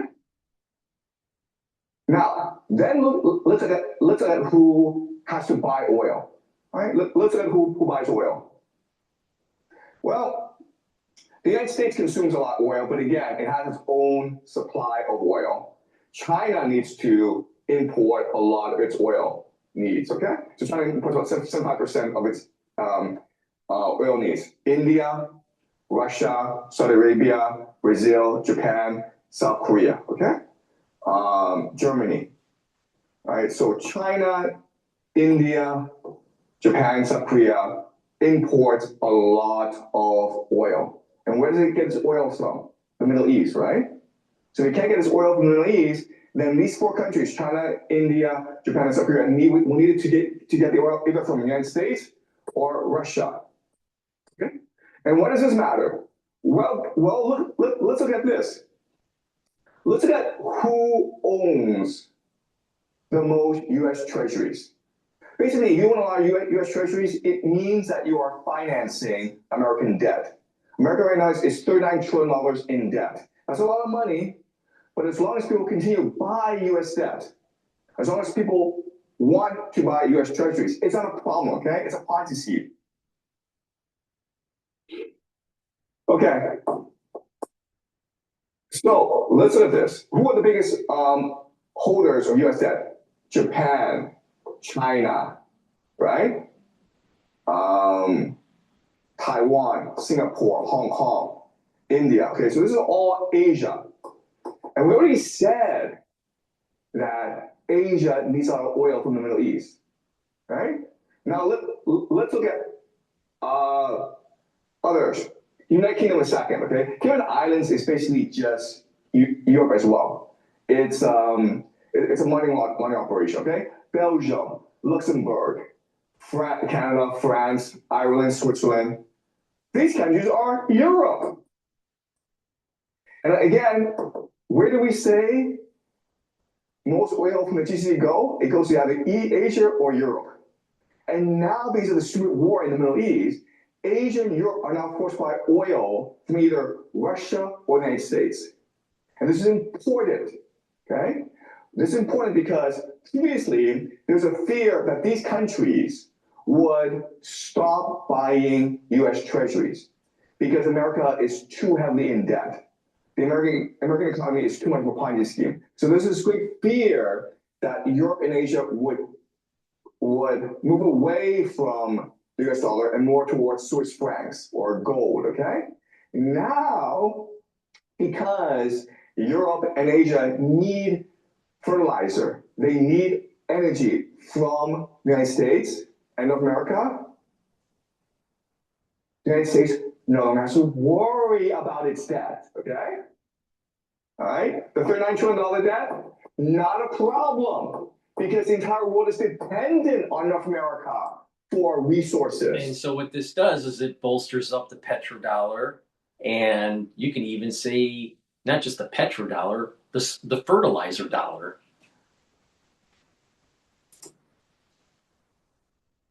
I see it keep on going.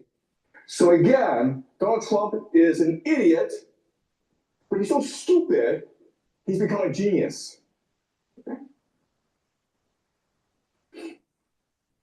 And this is what I keep on saying. Trump is a very blessed individual. He's not an intellectual. I'm sure he hasn't read a full book in years, in decades, from cover to cover. He's smart. He has a lot of street smarts. But even better than street smarts, he's blessed. He's blessed more than you are. You have so many people that are podcasters or mainstream media analysts. They haven't done even a fraction of what Trump has done in terms of raising a good family and wealth and being consequential in the world. All these people that say negative things about Trump, they've done very little with their life. Why? Because they weren't blessed. Trump is blessed. He's a blessed person. Doesn't mean everything's going to go right. It's chaotic. But the guy is a blessed person. And that's the reason why. That's the reason that in the end, the United States will benefit from this. But the world is going to have a curse, including the people in the United States. Just like how there was a curse that fell on Israel right after October 7th, but slowly emerged as they were killing off Hamas and Hezbollah. And now Iran. Why? Because they weren't afraid. They didn't have, Israel will be successful with these three things. Don't be afraid. Don't pay attention to the international politics of what they're doing. Don't pay attention to the UN. And third, don't be hubris. As long as those three things happen, they will be successful. But there was definitely a curse that fell on Israel on October 7th. Why? The infighting between the seculars within, the non-religious within Israel, and the religious community. They were infighting. That's what I keep on saying. The infighting that's happening in the United States is going to be part of the reason why we will be cursed. But in the end, we will benefit.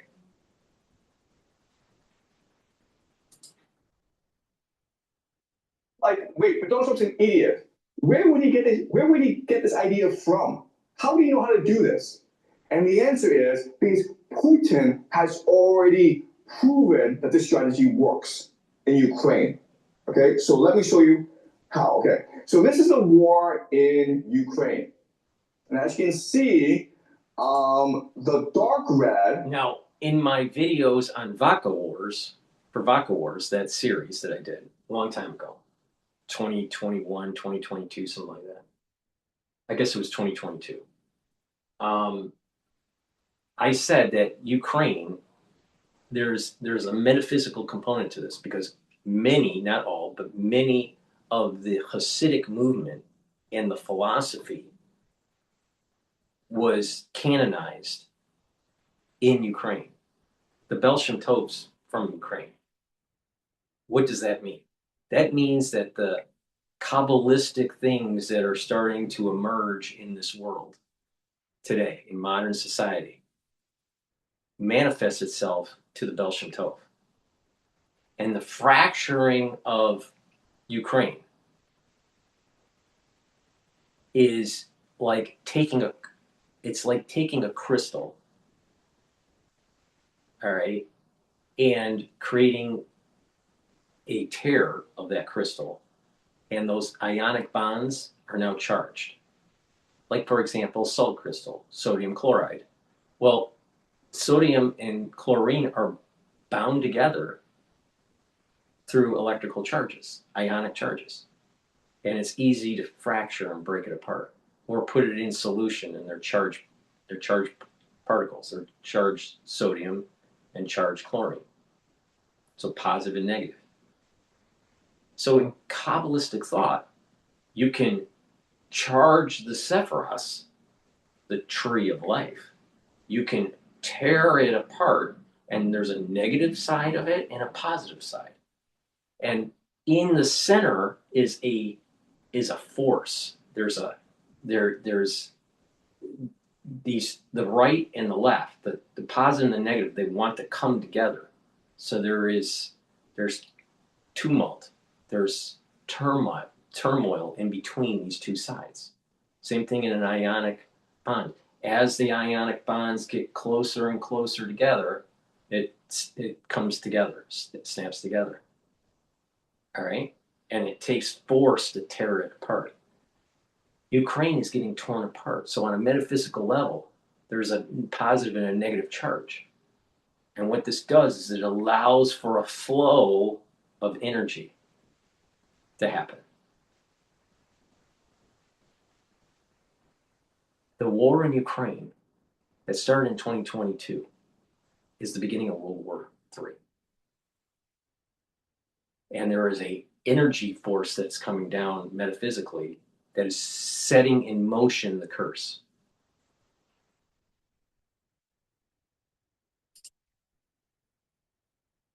Areas in which Russia is contesting territory. The the pink are areas in which Russia wants to gain territory. As you can see, Russia still has a long way to go. And we're already 4 or 5 years into this war, which means that this war can go on for another 10, 20 years. It's a very slow grind. And it's good for Russia. Yes, I know that Russia is losing a lot of soldiers, and I know that the Russian economy is suffering, but this long war of attrition is good for Russia. Why? Well, because first of all, what it does is it allows Russia to industrialize its economy. Okay? It allows Russia to center its economy around. See, this is at a metaphysical level. As long as Ukraine is torn, it creates an energy that allows for the curse to happen. That's what I said. Just minutes ago. All right. So as the war continues, it is building up the war machine in Russia and allowing for this recalibration of the New World Order between the United States and Russia.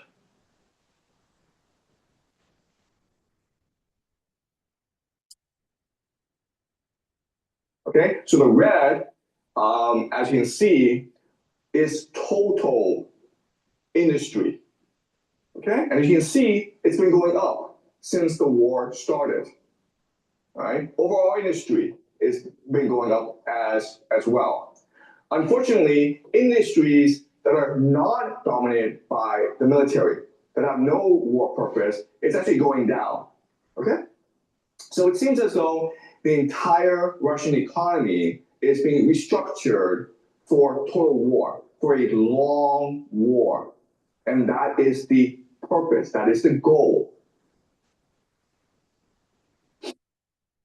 Okay, so again, the pink are military industries.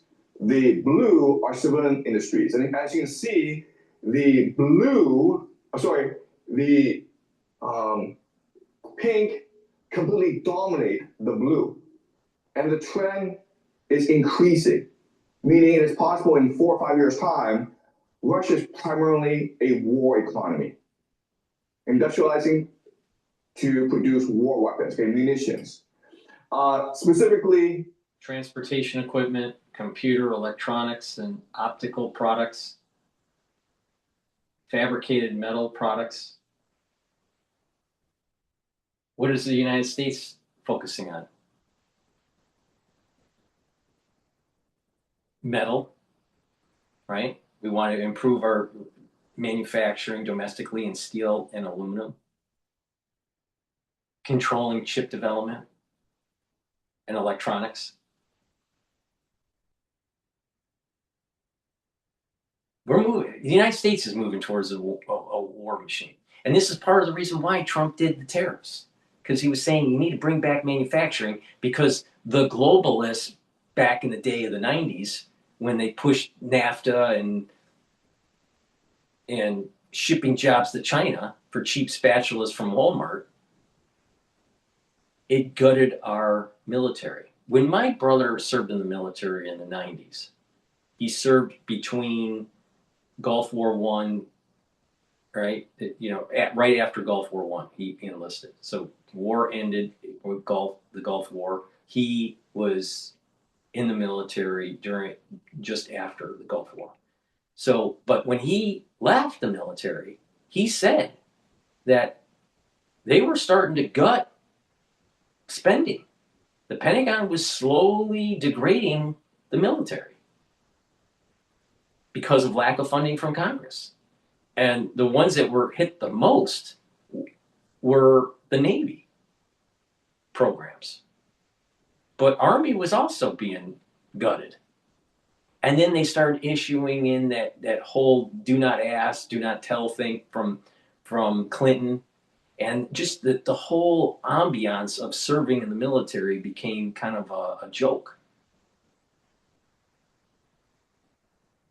So it started right after the Gulf War. And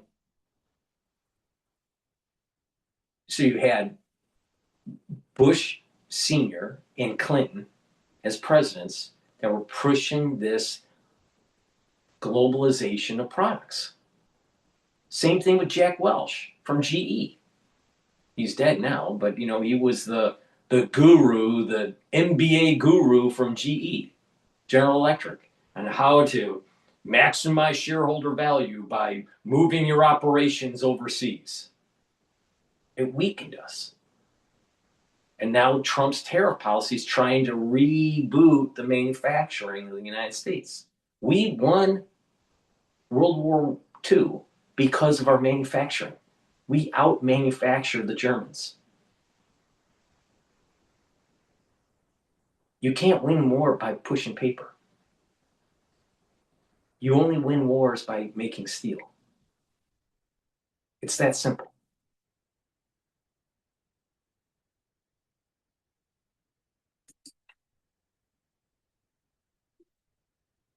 drones, okay? These are drones. All right. So, before, at the beginning of the war, Russia was dependent on Iran for drones, okay? But then what happened over time is that Russia started to have its own domestic production, okay? So imports from Iran have stayed constant, and then domestic production has gone way up, which tells us that the Russian economy is industrializing for the production of drones. And another thing is that history doesn't repeat, it rhymes because it's a fib sequence. And what is similar to drones? Kamikaze pilots during World War II. We are already in World War III.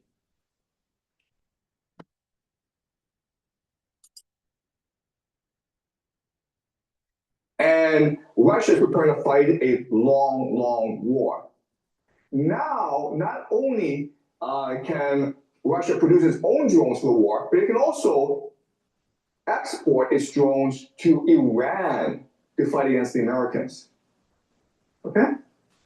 And so you're like, wait a minute here. So Russia is switching its entire economy to war production, which means that Russia will always fight wars. Is that what Russia is planning? And the answer is yes, it is. Okay? And so let me explain why Russia is planning this. This is what I call the Third Rome Plan. Okay? And this comes from the 1996 book,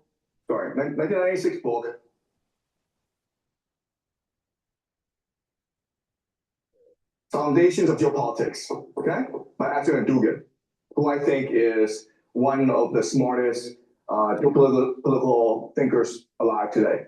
Okay, and his argument is this: his argument is this unipolar moment of American dominance. It's going to fade away because it's too much focus on secularism, individualism, liberalism, and these ideas break apart community. These ideas are anti-human. So eventually, Western society, Western civilization will collapse because its values are abhorrent. And when it collapses, this is opportunity for Moscow to become the third Rome, okay? We'll talk more about this in the future. All right. Before we continue on with that, let me just plug a couple products here. Please go to my store, the-studio-reykjavik.com. Help support the work that I do. I give you some unique advice, and I also tell you how to improve your health. So please help support the channel. All this is for free. All these videos I do are for free. So please go to my store, the-studio-reykjavik.com, and help support the work that I do by purchasing the great supplements that will help you to get healthy. Ashwagandha root will help to control blood glucose levels and bring down cortisol levels. This will help to boost up your immune system and help with your cardiovascular system. When you bring down stress at the brain level, you're also improving your neurons. Lignans will help to soak up free radicals, bring down inflammation, help with your immune system and your endocrine system, brain function, and cardiovascular health. Structural nanosilver gel. You can get it in the tube form or the quick dispenser. You use them the same way. You can put it on a cut, an abrasion, or a minor burn. It'll help to heal it quicker. You can use it as a daily skincare to improve your skin. And if you're not feeling well during the cold season, or someone around you is not feeling well, something's going around, put it on your hands, around your mouth, around your eyes, around your ears, around your nose. Lightly coat your nostrils. It'll stay active 5.5 hours. Can't do that with Perel. Please go to my store, the-studio-reykjavik.com, and get the dual-purpose structural nanosilver gels. Guess what? They neutralize. That's why they're so important to take. If you have pain, joint pain due to sports injury or just through arthritis or even a headache or muscle pull or a bruise or a sprain, take the Super Strong Relief. You apply it topically, and it will relieve the pain within 90 seconds. It's really simple. If you have a headache, put it on your temples, around your forehead and around your neck and shoulder muscles, and it'll relieve your tension headache. Please go to my store, the-studio-reykjavik.com, and get the Super Strong Relief. It's really good for individuals that have arthritis or have some sort of sports injury.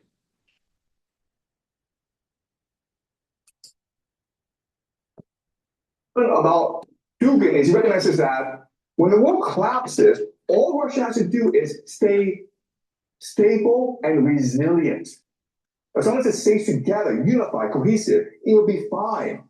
Okay? Because as this global order collapses, as the global economy collapses, every other society will face eternal collapse, such as the United States. Okay? So he predicts civil war in the United States as left and right go to war against each other. Okay? He predicts collapse. And this is part of the curse of what's going to happen in the United States, because we weren't willing to come together and focus on the problems and work together. You have the ultra-liberal that wants to usher in communism, and you got the ultra-right that only wants to think that everything is a domestic issue. Everything is, just America first, be a pacifist. Both are wrong.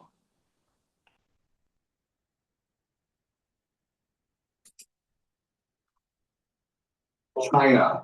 He predicts collapse of the Middle East. He predicts collapse of Europe. Okay, so all these places are collapsing. Basically, if you are the main pillar of the global economy, you are much more susceptible to collapse than if you are not. Okay. So what Dugin says is this. Okay. And the reason is it's the three pillars that I keep on saying: God, country, and family. And because that's been eroding in the United States, it's going to cause a problem. It's already eroded in Europe. It's going to cause a problem. You don't even have a European culture anymore. It's a caliphate. Look at Britain. What does it mean to be British anymore? English. English as a culture is dead. Why? Because of the caliphate.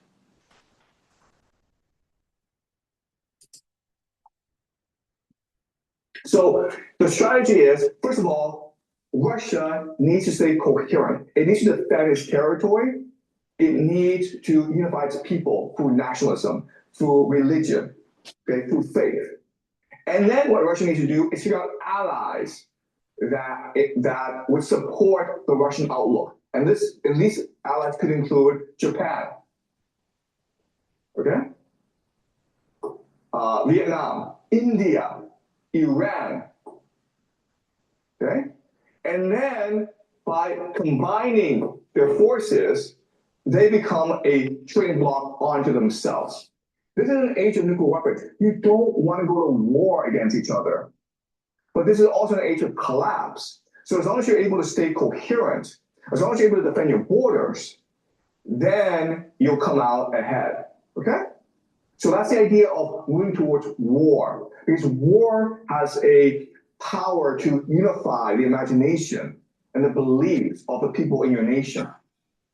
Right? So using war in order to increase the nationalism, the religion of your society, which will allow you to weather the storm better. Okay? So that is the grand vision of Alexander Dugin. And in my opinion, he's absolutely correct.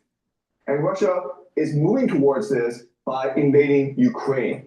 All right? So the Ukraine invasion was not a response to NATO. The Ukraine invasion was to implement this grand vision for the creation of a third Rome, to allow Russia to survive the coming collapse of the global order better than anyone else, okay?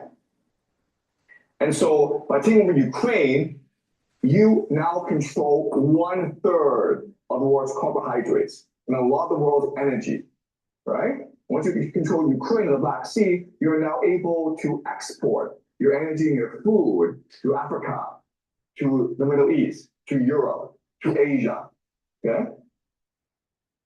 So that's the grand vision for Russia. And again, in my opinion, this makes a lot of sense. The world is collapsing, and so you have to build a fortress. You have to be self-sufficient in order to weather the storm. So given this, America is like, well, we can do the same thing, okay? And so the grand plan for America is something called the technate, okay? Sorry. This is something we'll discuss more later on, okay? But first I want to introduce this idea to you, the technate. And the technate is very simple. It's the idea that, you know what? Yes, the world is going into chaos. The world is collapsing. But North America is self-sufficient, right? So these past few months, Donald Trump has been picking a fight with Denmark over Greenland, right? He's been threatening Canada. He's been threatening Mexico. He's been threatening Colombia. He's taking over Venezuela. He's been threatening Cuba. He's been threatening Honduras, Nicaragua. Why is he doing this? Because they're all part of the grand vision for Greater North America. Okay, what Peter Hegseth calls Greater North America. The technique. Right? And this is a response to Moscow's third Rome. If Moscow is going to build this grand alliance, it's important to dive in here a little bit, just a little bit, to talk about the nuance. He's saying technate. All right, this is a technocracy. Now, if you take a look at what has been happening with Amazon, what has been happening with AI, what has been happening with data collection and trying to have behavioral pattern recognition and predictive power, it's building what in the olden days was called cybernetics. It's building a cybernetic system that is going to be governed by technocrats. It's a technocracy. The Borg, if you want to apply it to Star Trek, all right? That's what's starting to develop here. So we're going into goalless, we're going into hell. Like I said earlier, the whole world is going into hell, and we're going to be governed by this technocratic kind of world or government or system of government. And later down the road, there's going to be a cry of the people to have freedom. And there will be a lot of turmoil that will take place, destruction, for people to truly be free from the technate. But this technate is a rhyme of a fib sequence that's going all the way back to ancient Egypt, where they had their own technate.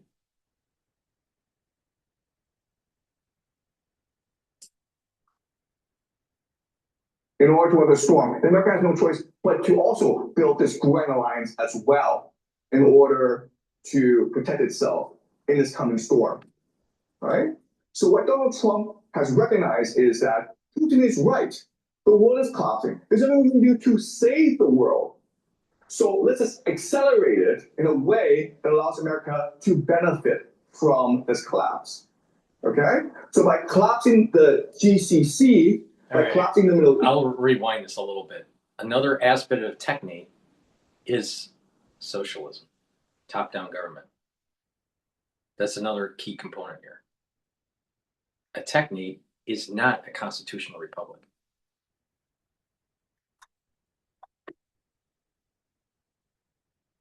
All right, so let me just rewind a little bit of this so we get the full context of what he's saying. All right? And this is a response to Moscow's third Rome. If Moscow is going to build this grand alliance in order to weather the storm, then America has no choice but to also build this grand alliance as well in order to protect itself in this coming storm. All right? So what Donald Trump has recognized is that Putin is right. The world is collapsing. There's nothing we can do to save the world. So let's just accelerate it in a way that allows America to benefit from this collapse. Okay? So by collapsing the GCC, by collapsing the Middle East, you make Asia and Europe now dependent on American North American energy and fertilizer exports. And this allows you the resources, the motivation to create the technate, okay? This self-sufficient economy, okay? Does it make sense? All right, okay. All right, so he's basically saying that Greenland, Canada, United States, Mexico, all of the Central America countries, Venezuela and Colombia, are going to be part of this.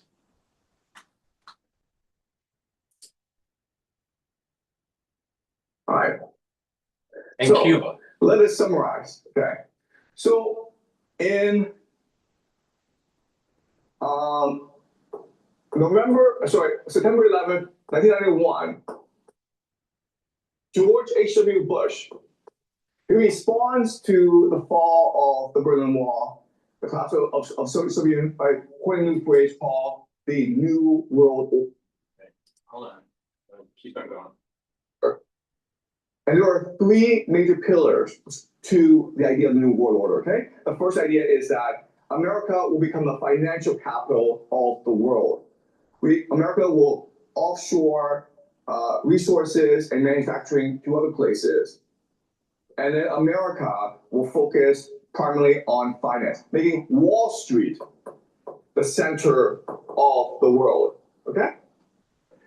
The other idea is the idea of secular multiculturalism. So the world is divided, but what can unite everyone is the love of money, the love of consumerism. So if we just focus on making money and buying things, then the world will be forever at peace. Okay?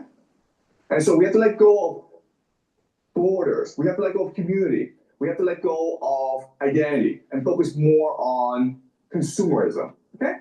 And the last idea is global domination, where in order for global trade to happen, America will provide security for all. No one has to fight anymore because America will guarantee global peace. If anyone rises to challenge this order, Pax Americana, then America will go destroy it. Okay? So these are the three main pillars of the New World Order as announced by George H.W. Bush on September 11th, 1991. Okay? Trump World Order is a response to this New World Order. Basically, what Trump is saying, and what he's been saying for a long time is, why should America pay for the defense of other nations? Why should America have to be the consumer of last resort for everyone? Why are Americans paying for everything so that now, Europeans it's really important to get this, write this down. Take a piece of paper and a pencil or a pen and write this down. COVID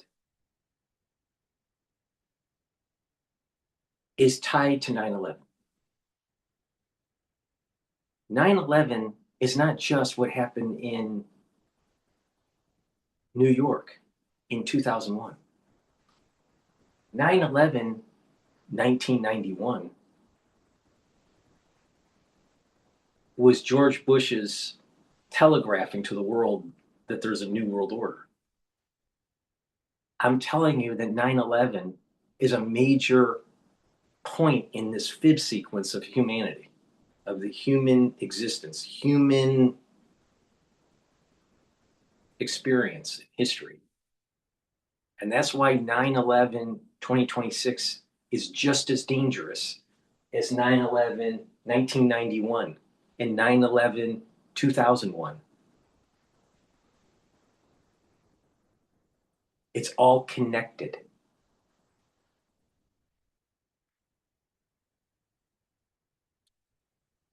And I would not be surprised that some interpretations of when the quote world started, if you are a creationist, I'm not a creationist, I'm an evolutionist, right? But if ones that are into the whole creation theory, which I'm not, but the thing is that there are Kabbalistic scholars that would say the world started on September 11th. So that would mean that the first fib sequence of human history starts on 9/11.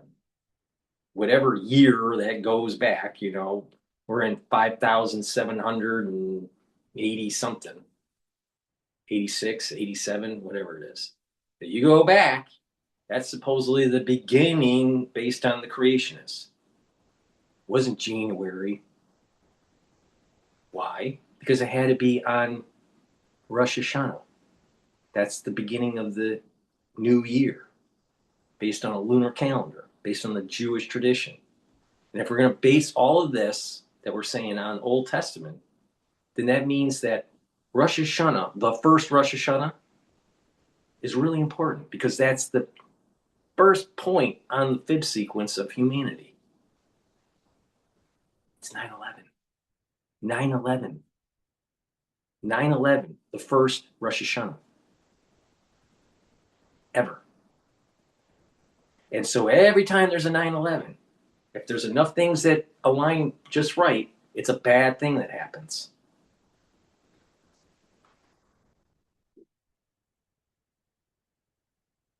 I just told you something really deep. Really, really super deep here.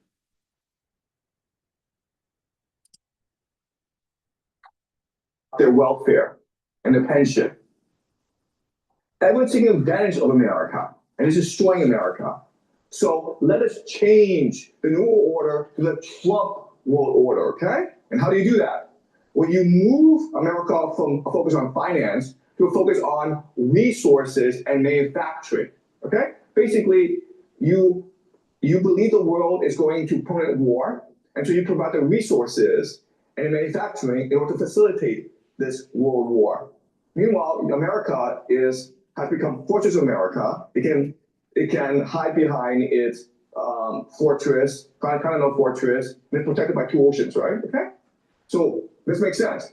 Multiculturalism doesn't work. It leads to stupidity such as DEI, woke politics, transgenderism. It's all retarded. Let's focus on what makes us proud. So this comparison for the New World Order based on George Bush Sr., all right, finance, ship our manufacturing out so they buy our bonds.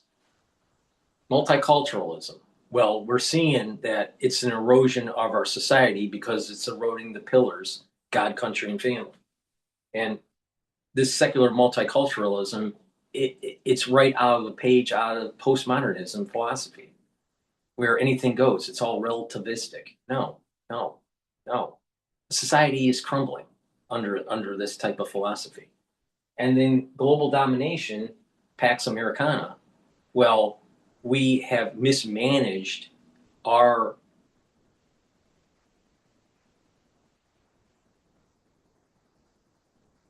gains after the fall of the Berlin Wall. We became hubris, right? With Trump's New World Order, we need to bring back the manufacturing. That means destroying the paper belt and rebooting the Rust Belt. And then this idea of what he calls it Christian nationalism, but it's the rebooting of religion. Because like I've been saying on many of these broadcasts, it's God, country, and family. God, country, and family. It's antithetical to postmodernism. And then this idea of rebooting the country through this kind of almost like an America First policy. It's the MAGA movement that he's talking about. Versus, so I've used the terms, the end of globalization, the beginnings of localization.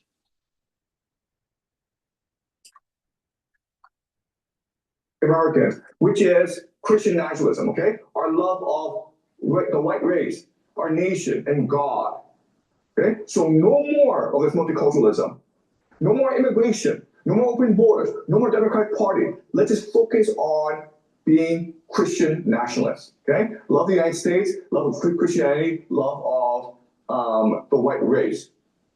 And the last idea is, why should America pay to protect the world? Screw Pax Americana, let's just do MAGA, okay? What's MAGA? MAGA is national rejuvenation. Let's make America great again by rebuilding America's manufacturing industry by exploiting the infinite resources that God has given America in order to make sure every American has a decent life. Okay? All right? So again, I understand Trump is an idiot. Trump has launched America into this stupid war in the Middle East. Trump has pissed off NATO. Trump has pissed off all of America's allies. So he's a retard. But if the goal was to destroy the American empire, destroy the global economy, and rebuild America for the benefit of Americans, then Trump is a genius. And he may go down in history as America's greatest president. Okay? All right. And this is the reason why this 250-year anniversary of the birth of the nation is so important. We are literally in a new type of revolution. But it coincides with a world war. And a lot of people would say there was a world war happening during our first revolution because England and France were fighting each other. So there is a similarity. There's a rhyme with the history here.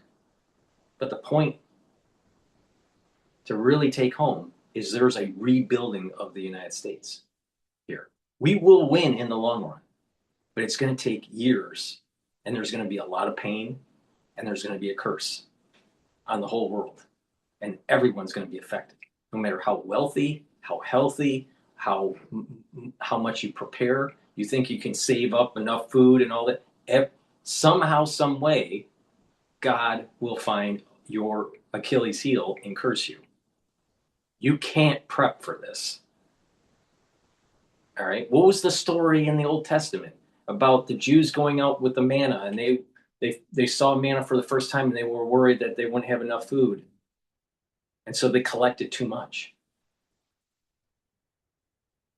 And then there were worms that ended up spoiling the extra food that they had because they didn't believe God was going to provide. That's a prepper. The preppers are going to be hit, probably worse off than the ones that don't prep. Now that is totally counter to the mainstream logic. But preppers will be cursed more because that's your Achilles heel. You think that you know better, and therefore you can prepare for the curse that comes. Don't prep for it.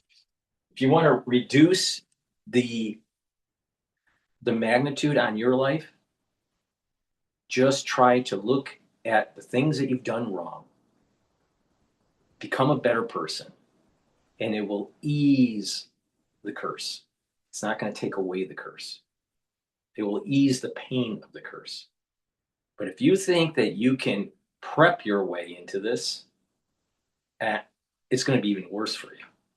And if you don't believe me, there's many sub-stories within the Old Testament that prove my point. Please go to my store, the-studio-reykjavik.com. Help support the work that I do. I do all these videos for free to give you a very unique context of what is happening in the world. And my accuracy is very good. So please pay attention and take the supplements that I offer. These are things that I do to slow down the aging process. Because don't you want to see a world that's better?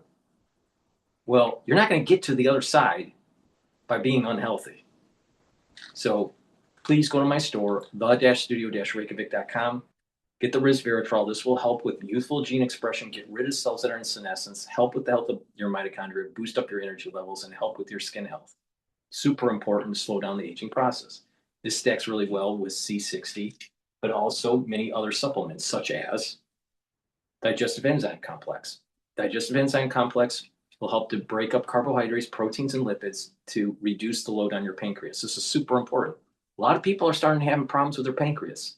Have you noticed? Do you want to be a Steve Jobs?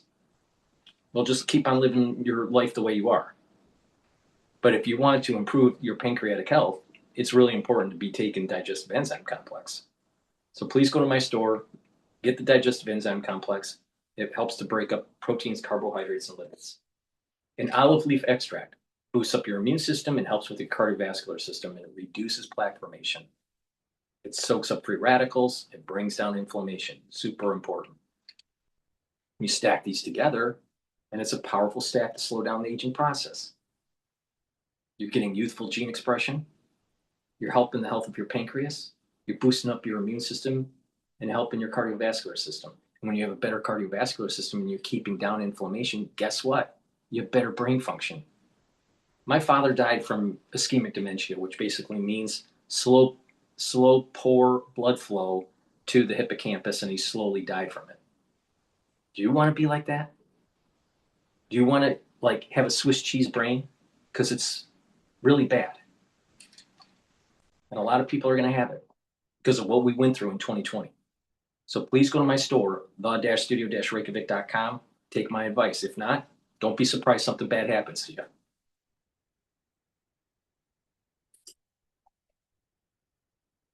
Any questions? Yeah.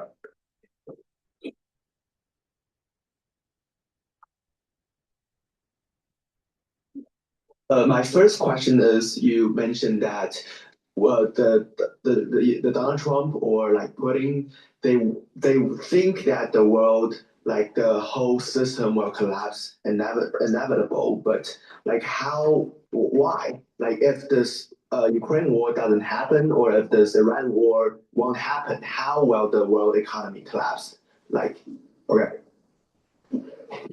that's a really good question. Okay, so well, Putin and Trump know that the world will collapse, and the question is, how do they know this? And the answer is because it's so obvious. Okay, so for the longest time, America started. What America did was,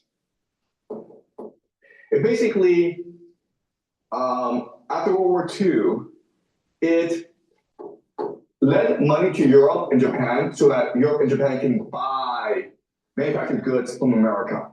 Okay? And this is good for America because it created a lot of jobs and Americans were productive. But then over time, Americans became very lazy. And so they made the Europeans and the Japanese do the work, specifically Germany. And then America started to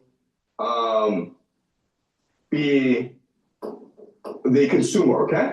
So then America started to spend more money than it made. Okay? Before, it made more money than it spent and lent this money to Europe and Japan. But then over time, this reversed itself. Okay? And then what happened was that America started to shift its manufacturing to China. And so China is like, let me do all the work for you, America, and I'll do it for really cheaply, and I'll borrow money from you. I'll lend you the money to do it, okay? So what's happening is that America is becoming lazy, in debt, and corrupt. Okay? Because the entire world was basically working for America for very little money. So Americans didn't really have to work. And this led to massive inequality in America, which led to political corruption, which led to an oligarchy, okay? So don't think of America as a democracy, think of it as an oligarchy. And so when that happens, when only a few people benefit from the system, then the American people get really pissed. And so they elected Donald Trump, okay? And why did Donald Trump get elected? Because he understood intuitively this system does not work. It cannot hold, it cannot be stable for too long. It's gonna collapse eventually, okay? The question then is, when will it collapse and who will benefit from the collapse? And Donald Trump's like, okay, then let's control the collapse so that my friends and I can benefit the most from this collapse, okay? And Donald Trump has two sets of friends. The first are the Christians okay? Christian evangelicals, basically the fanatics who support Israel, as well as the AI, Silicon Valley. All right? So we learned about the idea of elite overproduction, okay? But the idea is as society collapses, declines, the elites start to compete against themselves for resources. And so right now, the elite are the finance people, and the new elites, okay, the counter elites, are the AI people, okay? Artificial intelligence. And something we'll discuss later on. Okay, but I introduce you to the idea. But basically, the idea is that America is a house of cards. It's a Ponzi scheme. It's corrupt. It's unequal. It's lazy. It's in decline. So it's going to fall apart sooner or later. Okay. But the question then is like, how do you? So he's basically saying something that I've been saying for a long time here. 80% of the population of the United States is too lazy, too stupid. And it's only 20% of the population that it actually is productive in moving forward with society. And the reason why Americans are lazy and stupid is because they're too comfortable. And there's going to be a feedback loop through this curse that gives Americans pain. People are too fat in the United States, have too much comfort. Well, there's going to be something bad that comes and takes away that comfort. It takes away those fat cells. And then eventually they start realizing that they have to work, and they have to work hard. And that the free time and you know the amenities of life will be diminished. Americans have become too lazy. And on top of the laziness and the lack of God, country, and family, it creates a society that's not as productive as it could be. Now, once we go through this purging, once there is this purification that takes place through this curse in the United States, we will become much more productive and get back to our American ethos. But right now, you look on the news any day in the United States, do you really think that Americans deserve a blessing? The answer is no. They don't deserve a blessing. They need to be cursed. They need to be punished. But in the end, America will come out better. Just like how the soul, when you die, everyone dies, right? You can't live forever. But everyone dies eventually. And they go through some sort of purification. Everybody. You can't get away from it. You can't absolve it and say that someone died for your sins, which is total bullshit. You are responsible for your actions, not someone else. And so when your soul starts to get purified for whatever bad things that you did based on a religious rubric, then the soul can elevate. Because the soul can't elevate unless it's purified. Same thing is happening in this plane, in the plane of the living. In this plane, we have to go through a purification process because of the sins that we've created. Americans deserve a curse.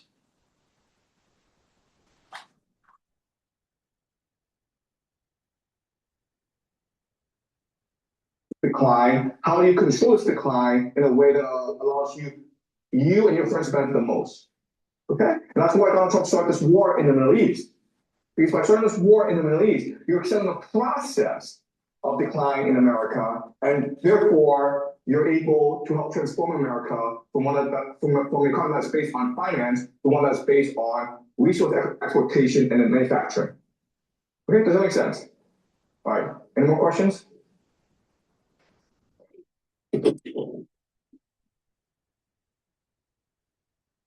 So I have one last questions about the explanations of this war. Like before we explained it in the religious perspectives, And how does this explanation connect to the explanation today?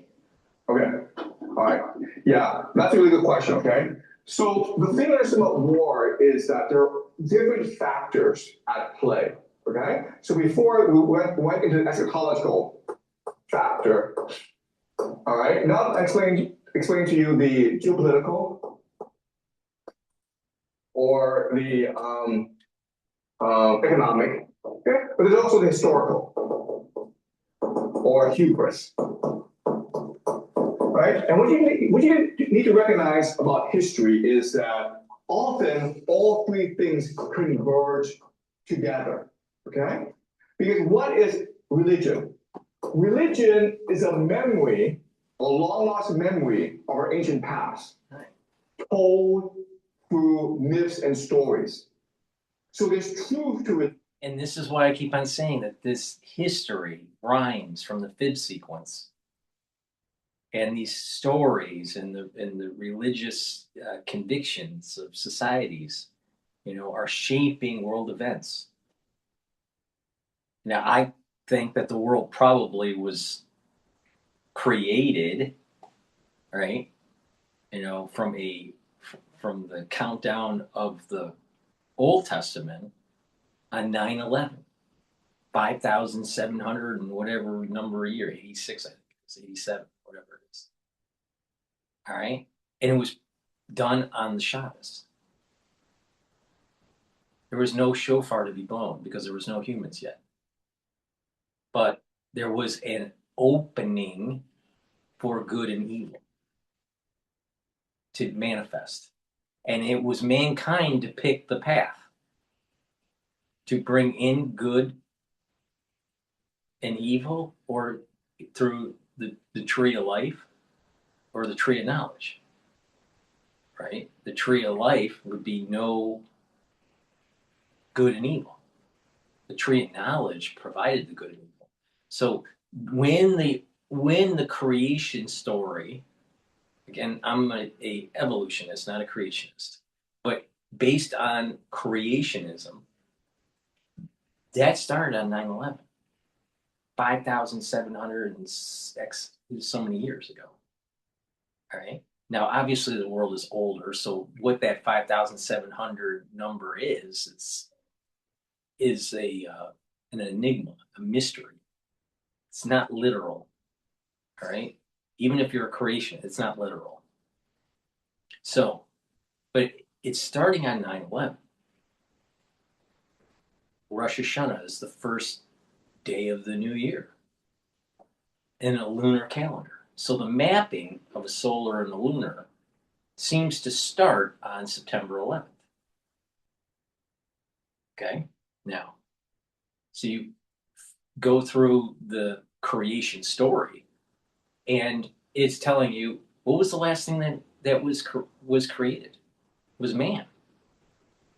Well, and then God rested. All right, so if it starts on Friday night, the shofar's not blown.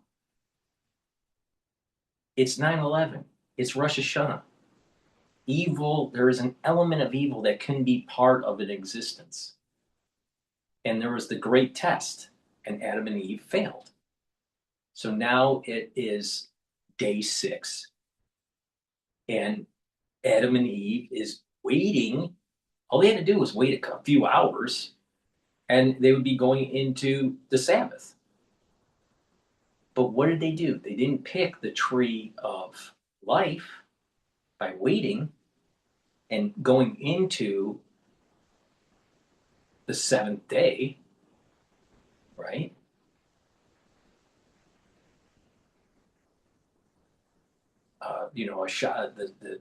The Sabbath day. What did they do? They ate from the tree. So there's this. Mankind has a tendency to pick the wrong path and make things worse, and it just keeps on getting worse and worse and worse and worse with this fib sequence. So it is true that there's hints of these stories, and that it represents this fib sequence. starting from the origin of man.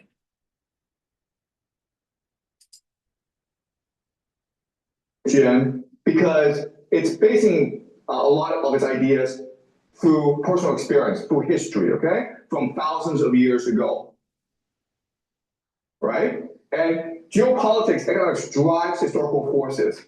So another way of understanding this is that often all these different factors are aligned together. This is something we'll discuss more later on, okay?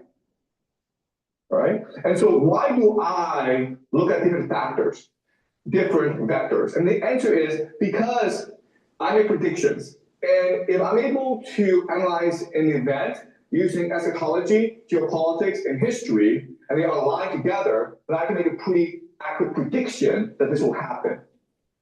I don't know when it will happen. I may not know who the players are, but I'm pretty sure this event will happen. Okay, does that make sense? Okay, great.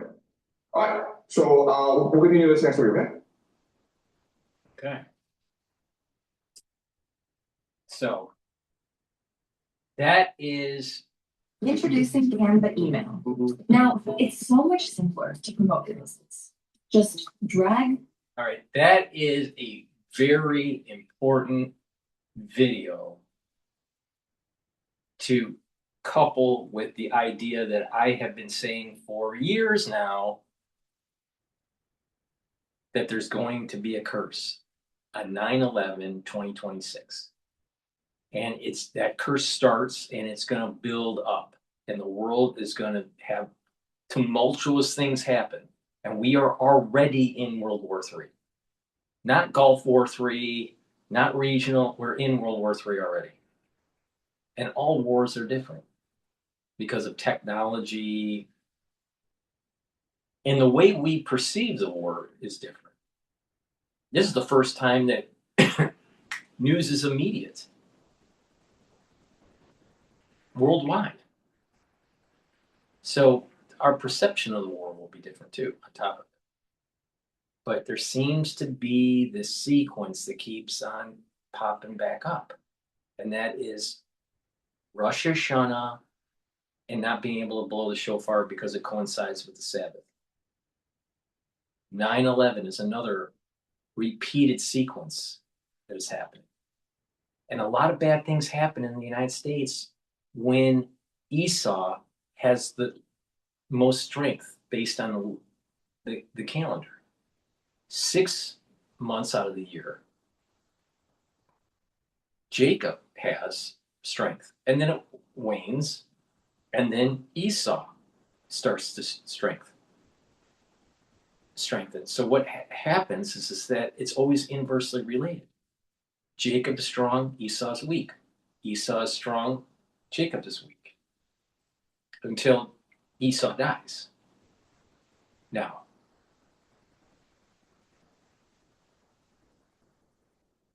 in the months of August, September, October, November, January, February, parts of February, right? So August, September, October, November, December, January. No, it's January. That's the strength of Esau. Now, when bad things happen in the United States, when are they? September, October. The apex of the strength of Esau is October. Bad things happen in October, but also bad things happen in September as Esau's strengthening. So there is historical precedence that coincides to this cycle of the soul roots that has been written down for thousands of years.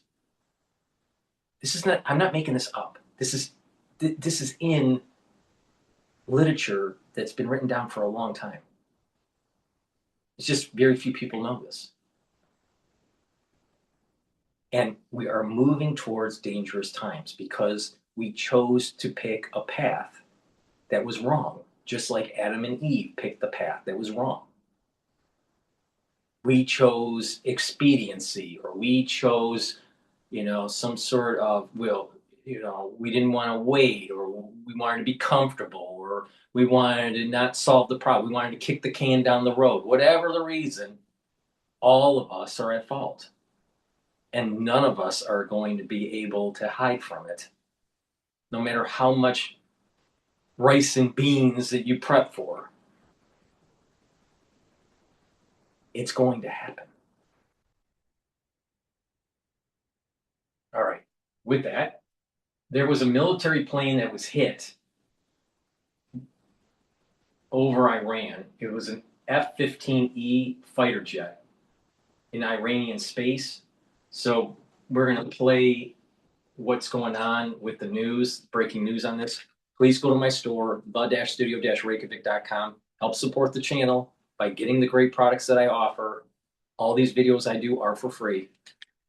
Omega-3, this will bring down inflammation and help with your lipid profile so you reduce plaque formation. Your cardiovascular health will improve. Take omega-3 every day.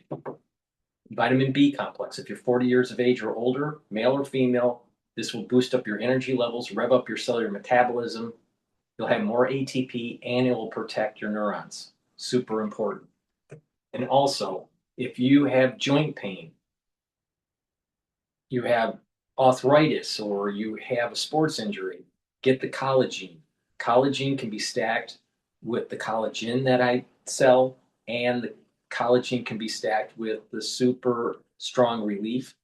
But what collagen does is it will block receptors that cause the inflammation and the pain. It'll block EP4. It also helps to reduce joint erosion by blocking MMP3 and MMP13. This will also help to remodel the cartilage and the cushioning of the joint. So please go to my store and get the collagen and take it and rebuild that joint. And you want to start remodeling those joints that you have earlier the better, because you don't want complete cartilage erosion. Because if you get complete cartilage erosion or too much of your cartilage is eroded, you're going to need surgery. So you don't want that, trust me. So go to my store and get the collagen. And also, another great way to improve your health and slow down the aging process is to get the heirloom barley. This is a month supply. This will detoxify your body daily, reduce inflammation, and soak up free radicals through superoxide dismutase. And by detoxifying your body, bringing down inflammation, and soaking up free radicals, you're helping the cardiovascular system, your brain function, your immune system, your endocrine system. You're even going to recover quicker after a workout and help with joint health because you're bringing down the inflammation. So this would stack well with the collagen. So please go to my store, the-studio-reykjavik.com, and get the heirloom barley. Make sure you use discount 5, you save some money. Go to my store, the-studio-reykjavik.com. The link is in the description of this video. Help support the channel by getting the great products that will slow down the aging process. These are products that I take every day. It works, it's obvious. I'm older than Alex Jones. Alex Jones looks like he's 90, all right? So it behooves you to listen to Dr. Paul Cottrell, all right? Because I'm not wrong. Okay, let's listen to Al Jazeera about the plane crash. This is happening at a time of war, of course. The US has claimed air superiority over Iran in this conflict very early, in the early days of the conflict, in fact. We're now entering the second month of the war.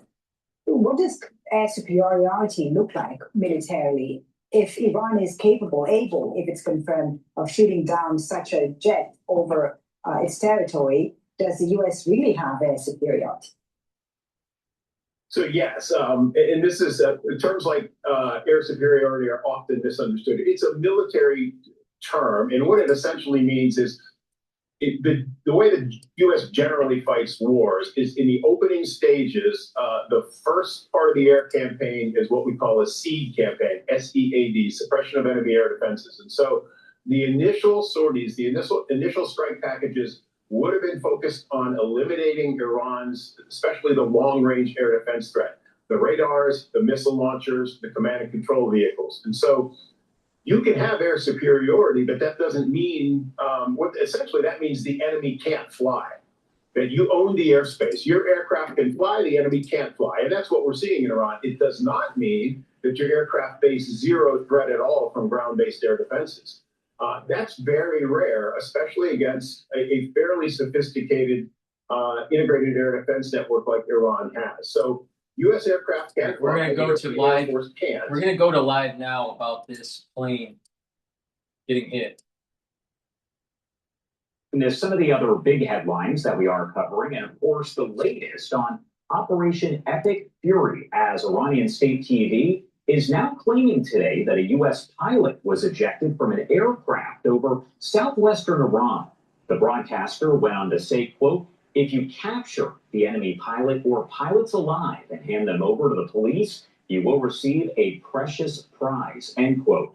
Now, there's been no word from the White House, the Pentagon, or U.S. Central Command as to the validity of that claim, but you can see this right here coming in from the New York Post as they say Iran claims it shot down U.S. fighter jet as bounty placed on pilot. Again, these are claims coming in from Iran at this point. The U.S. has not officially confirmed any of this. Now, all of this comes as President Trump is saying Iran's bridges and electric power plants could be targeted next. The president writing that over on Truth Social very early this morning.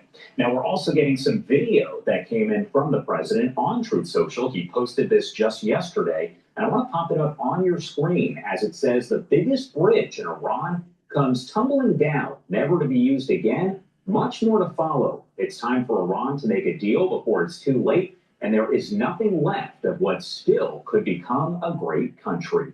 Again, this is just some of that video posted by President Trump on Truth Social, showing the flames and, of course, the smoke there after that huge bridge was brought down by the U.S. Right now, there is a lot to discuss about all of this, so I do want to bring in a guest to talk about all of the different developments out of the Middle East. We have Vice Admiral Fawzi Miller, former commander of the U.S. Fifth Fleet in Bahrain. Thank you so much for taking the time to join us here. Thanks for having me.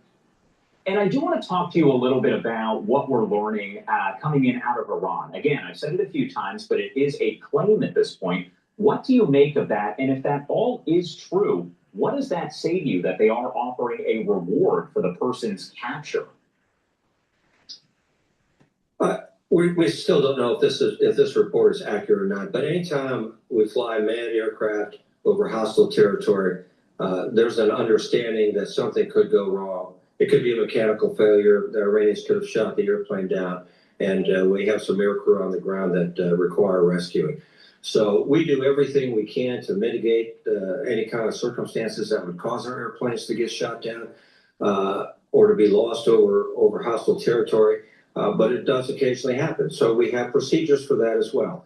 One of the reasons the campaign plan that we see being executed was written and executed the way it is to avoid getting manned aircraft over hostile territory while there's still a robust air defense. But that doesn't mean, even though we've knocked down a lot of the air defenses, it doesn't mean we've gotten every missile, we've gotten every piece of anti-aircraft artillery that they have. But we have procedures, and there's a Joint Rescue Operations Center that stood up. That's sole purpose is to rescue downed airmen, particularly in hostile territory. A lot of people have been asking what sort of things does the 31st MU bring to the fight on the Tripoli. They just arrived in theater. The Marines have a mission to do the tactical recovery of aircraft and personnel. They're very good at it, as do the other services. So our crews are trained to be able to evade capture and be rescued. So all of that, if there are airmen on the ground right now, all of that is in work, and we're certainly trying to rescue them. It can't be a surprise to anyone that Iran offers a bounty on downed air crew. That's not new. That was very prevalent in the days of the Vietnam War, where if someone got shot down over North Vietnam, the government would pay money to the citizens that turned that person in. But there's also underground operations. There's not any love in Iran for the regime, so it's quite possible these aircrew could find themselves in the hands of friendly Iranians that would help spirit them out of the country. That's always a possibility. And I do want to show you some of this video again that was coming in from President Trump as he posted it on Truth Social, saying, of course, this morning that up next could be the bridges, the electric power plants that are targeted. As you look at this video here and essentially hear about the bridges that have been hit or could potentially be hit, what do you make of that overall and the goal? What is the message there that President Trump is trying to send to the Iranian regime? I think the bombing of this particular bridge sends a couple of messages and does a couple of things. First message it says is that it's going to be more difficult for the regime to move around inside the country, either to fight the Americans and the Israelis, or to command and control the troops, and or to oppress their people, which is obviously one of the things that they do on a regular basis. So not having this particular bridge, which is a fairly important bridge in terms of land travel in Iran, is a blow to the regime's ability to both fight the war and to oppress its people. The other thing it does is it gives a message of some hope, I think, to the Iranian people. So a lot of the targets that we've taken out, and there's over 12,000 by the U.S. and almost as many by the Israelis, but they're military targets or industrial targets that are away from the populated areas. So the Iranian people know a war is going on, but they don't necessarily see it up close and personal. They don't see it affecting them, and they don't therefore see it affecting the regime. Well, this is a very visible signal that the regime is under attack and unable to defend very critical infrastructure. Important to note that just a few months ago, we saw things kind of escalate as we started to see more and more of those protests that were taking place, not just in Tehran, but in smaller areas of Iran as well, against the current regime. Is it possible that we are going to see that happen again, or are the people there of Iran still a little nervous due to the executions, the public hangings that have taken place? Well, although it's very difficult to get information out of Iran these days because the regime has the internet shut down, some information does, of course, get out. And what we're seeing is that people are against the regime, but they're not able to protest against the regime. One of the things I think we ought to think about is when we think about a revolution in Iran, we think of the 1979 revolution. We think about it really taking root, taking hold in Tehran and expanding outwards. If you go back in history to around the turn of the last century, so 1907 or so, the constitutional revolution in Iran, that came from the outside, from smaller cities and provinces. And Iran is only about 60% Persian. So there's quite a bit of ethnic dispersion around the country. And further away from Tehran you get, the more ethnic disparity that you actually have. And so it may be that because the IRGC, the Basij forces are concentrated in Tehran, it may be that we see this revolution come not from Tehran out, but from outside working its way in. What signs are you looking for that maybe the actual conflict that's going on, the war itself, could be wrapping up? President Trump spoke to the nation, addressing them, all of us, in prime time earlier on this week, saying essentially that we may need 2 to 3 weeks. What signs specifically are you looking for that things are maybe coming to a close? I think there's a couple things that we're looking for. We've had great success in the military campaign, but the work's not yet done, and it's important that work gets done before the campaign concludes. One of the things that we continue to see is that Iran has the ability to send missiles all the way over to Israel, and they continue to do so on a daily basis, missiles and drones. And so we're going to need to continue to attract those capabilities, in particular the launchers. And they're down to somewhere in the neighborhood, I think, of about 100 launchers left to them. And so they've taken significant losses, but they still have that capability. And so we're going to want to continue to attract that. And the other thing, of course, that's of major importance is the opening of the Strait of Hormuz. And part of that is the ability of the Iranians to keep the strait closed. Part of it is the will of the Iranian regime to keep it closed. So can they command and control the forces? Can they actually attack ships that are sailing through the strait that don't have the prior approval of the regime? I think once we see those two things come into play, we'll see a conclusion of the hostilities. All right, I want to pivot over to CNN on their take of the downing of the plane, because I suspect they're going to demonize Trump and that, you know, where the war is getting out of control and all this stuff. Please go to my store, the-studio-reykjavik.com. Get the Boomer Boost. This will help to improve your cardiovascular health, slow down the aging process, help with your brain function, help with your musculature, boost up your immune system and your endocrine system, rev up your metabolism. You'll have more energy. This is really important to take to slow down the aging process. This is a month's supply. It has 68 nutrients. It's a very comprehensive compound profile. Take it every day, and you can stack it with a lot of the supplements that I offer to get that synergistic benefit, like C60. Now, C60, you can get an MCT coconut oil, extra virgin olive oil, or avocado oil. C60 has to be suspended in oil for proper absorption. C60 is 1,000 times stronger than vitamin C. It's a very powerful antioxidant. Take a teaspoon a day, preferably on an empty stomach, to slow down the aging process. It's going to soak up free radicals, help with the health of your mitochondria. Your energy levels will go up, less stress in your tissues and your cells. It'll help to bring down inflammation. It also helps to reduce plaque formation because it's reducing the concentration of oxidized LDL in your bloodstream. Higher oxidized LDL, more plaque. Less oxidized LDL, less plaque. It's really simple. Now, C60 also helps with brain function.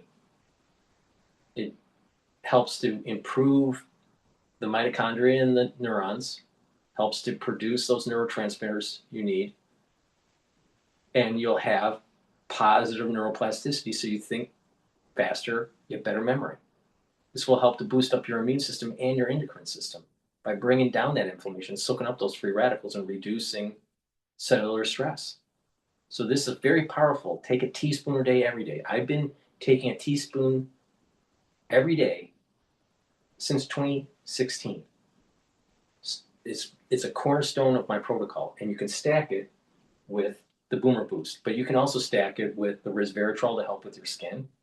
This stacks well with turmeric, ashwagandha, and lignans, and also Max 35. What you'll notice when you stack it with the Max 35 is you actually be able to breathe better. Why? Because it's reducing inflammation at the bronchial level.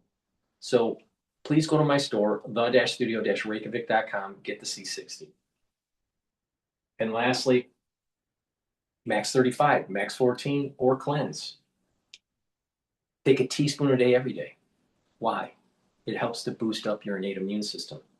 It neutralizes, helps to improve your oral cavity and your oropharynx, maintains a mucosal barrier, and helps the health of your epithelial cells. I've been taking a teaspoon a day, every day, for 6 years. All right? This will help to boost up your immune system. Super important, and it neutralizes. If you're not feeling well during the cold season, or someone around you is not feeling well, take a tablespoon or two a day until it's all clear, and then go back to your maintenance dose of a teaspoon a day. But it's really important, and you'll notice that your oral cavity, your oral health will improve. When you have better oral health, guess what? Your cardiovascular system improves too.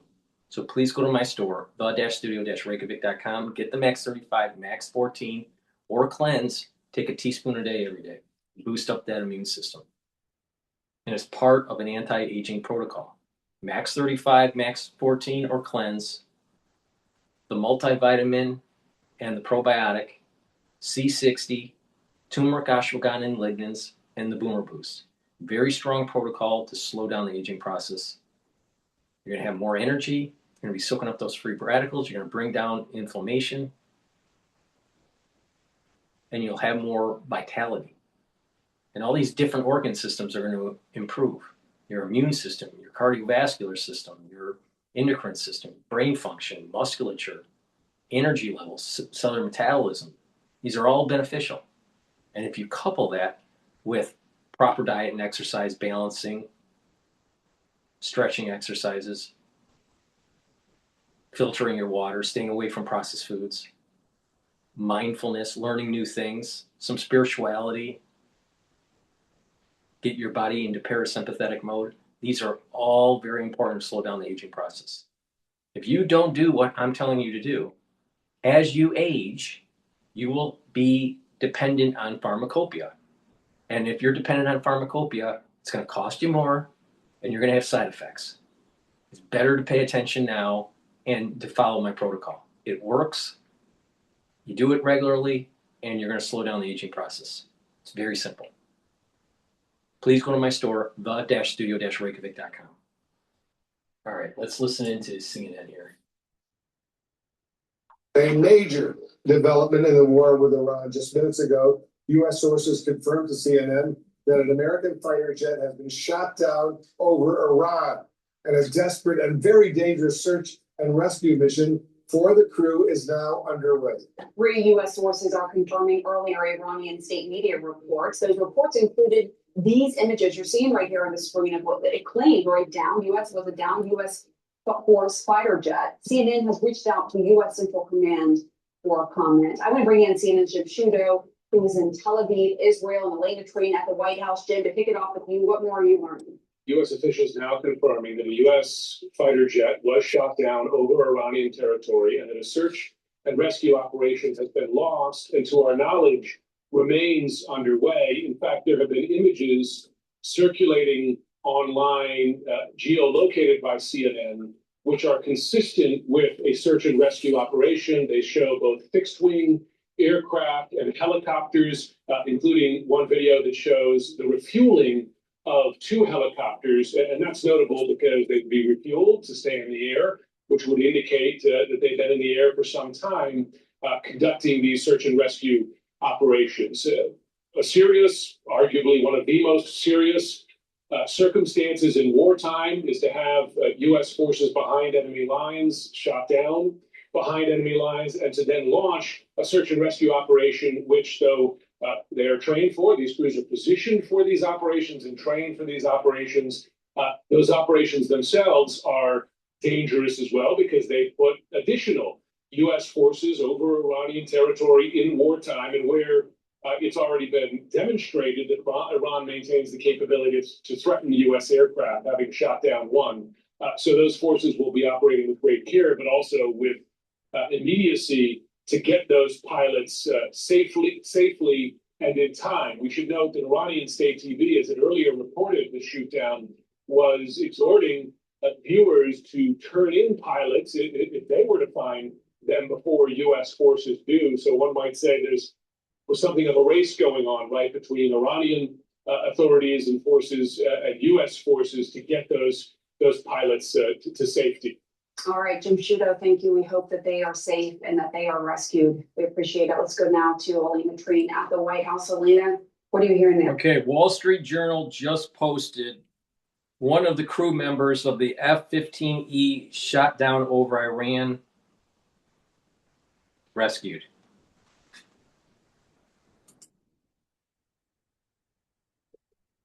Yeah, look, so this is reporting from, 3 U.S. officials, so my colleague Haley Britsky, Kevin Liptak, and I, as Jim laid out, that a U.S. fighter jet has been shot down over Iran and search and rescue is underway. I will note that at this point, there's very little information we actually know about what is happening related to this. We do not know where the plane went down. We do not know the status of the crew on board, and we are not hearing any official word from the U.S. military or the White House at this moment, though, of course, we do know that they are monitoring this very closely, and obviously this is a very sensitive thing, and so they're being very careful with what they're going to be putting out publicly. Now, I will say, one thing we have been hearing, of course, is, repeatedly I'm hearing in my conversations with people in that building behind me, you have to be careful with what you're hearing from the Iranian state media, which of course has been sharing a lot of videos and images this morning of this. But what we did hear as well from the state-run Tasman agency, they said that the search for any missing crew had, quote, so far been unsuccessful. Right. This This is CBS News.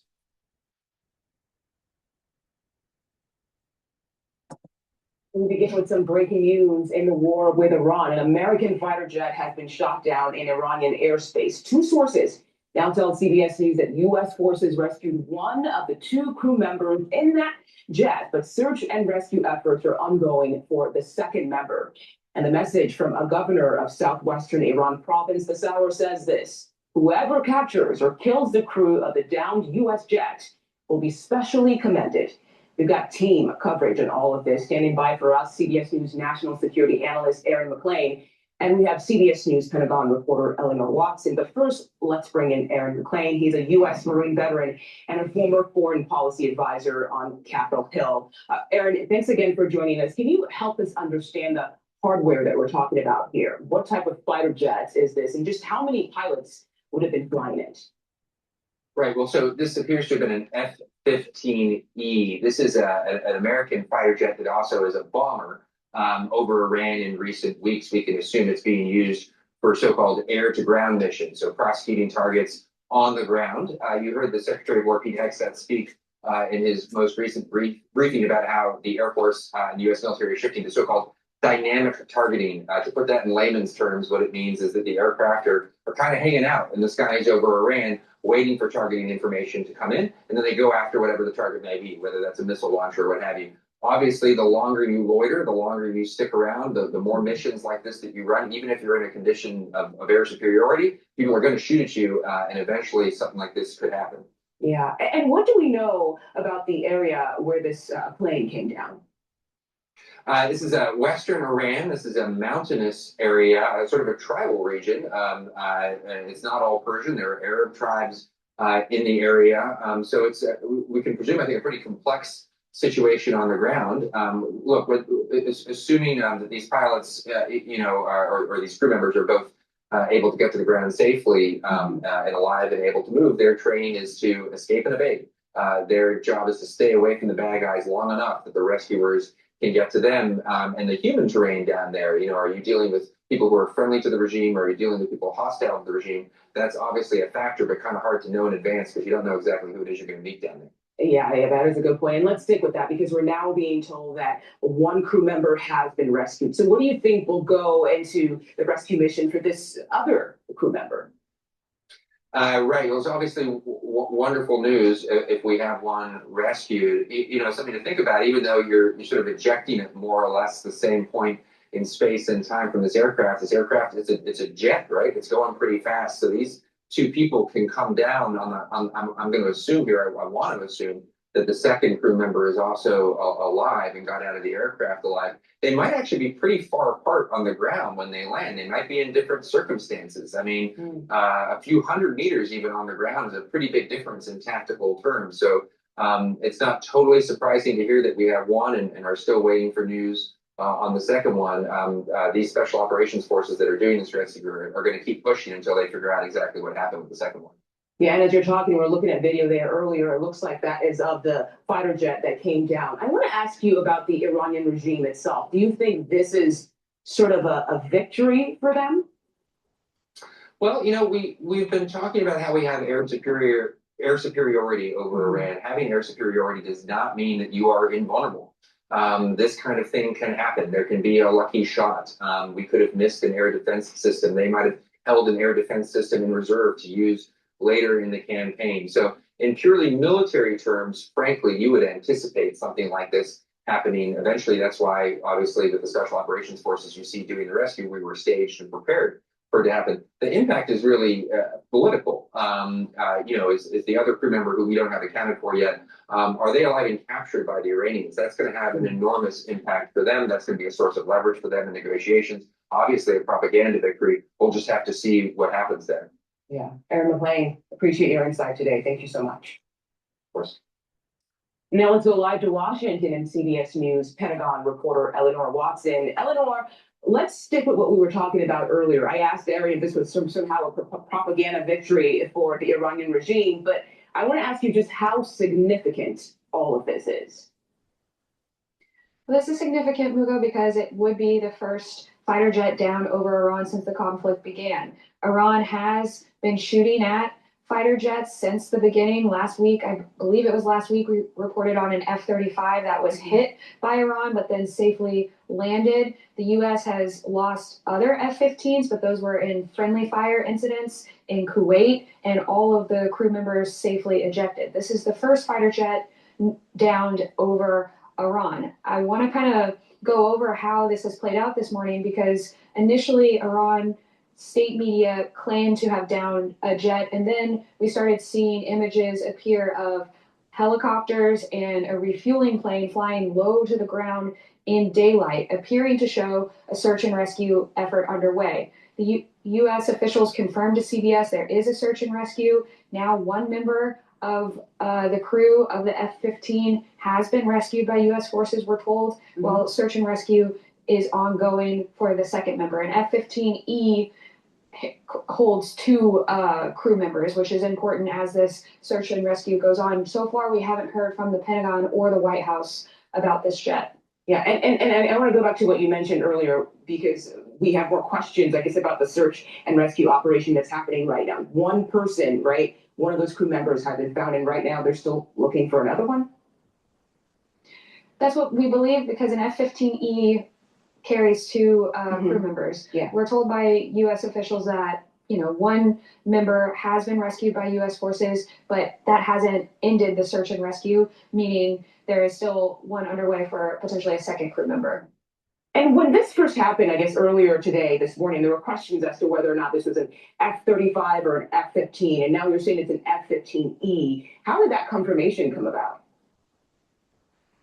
That was kind of confirmed by open source images online. The Iranians initially claimed an F-35, but there are very smart people online who confirmed from the tail images that Iranian state media have posted that it's more likely an F-15. I will note Iran has claimed in the past, made several claims about shooting down American fighter jets, because as you were talking about with Aaron, it could be considered a propaganda win, showing that although the Pentagon and the White House talk about air superiority, they're still able to get these dangerous shots off. In the past, those claims have been unverified, have been fact-checked by U.S. Central Command, by the command of U.S. forces in the Middle East. But this time, so far, we're not hearing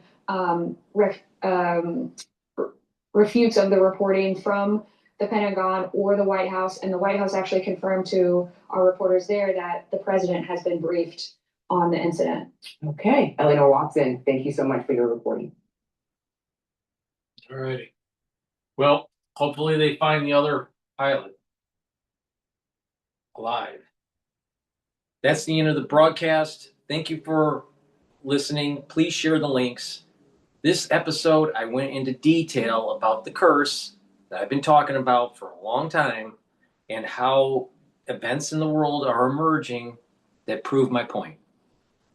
Please go to my store, the-studio-reykjavik.com. Get the products that I offer. Use discount 5 to get $5 off any order. Help support the channel. All these videos are for free. Please share the links. Ask your social media to follow me. Thank you for listening, and have a nice day.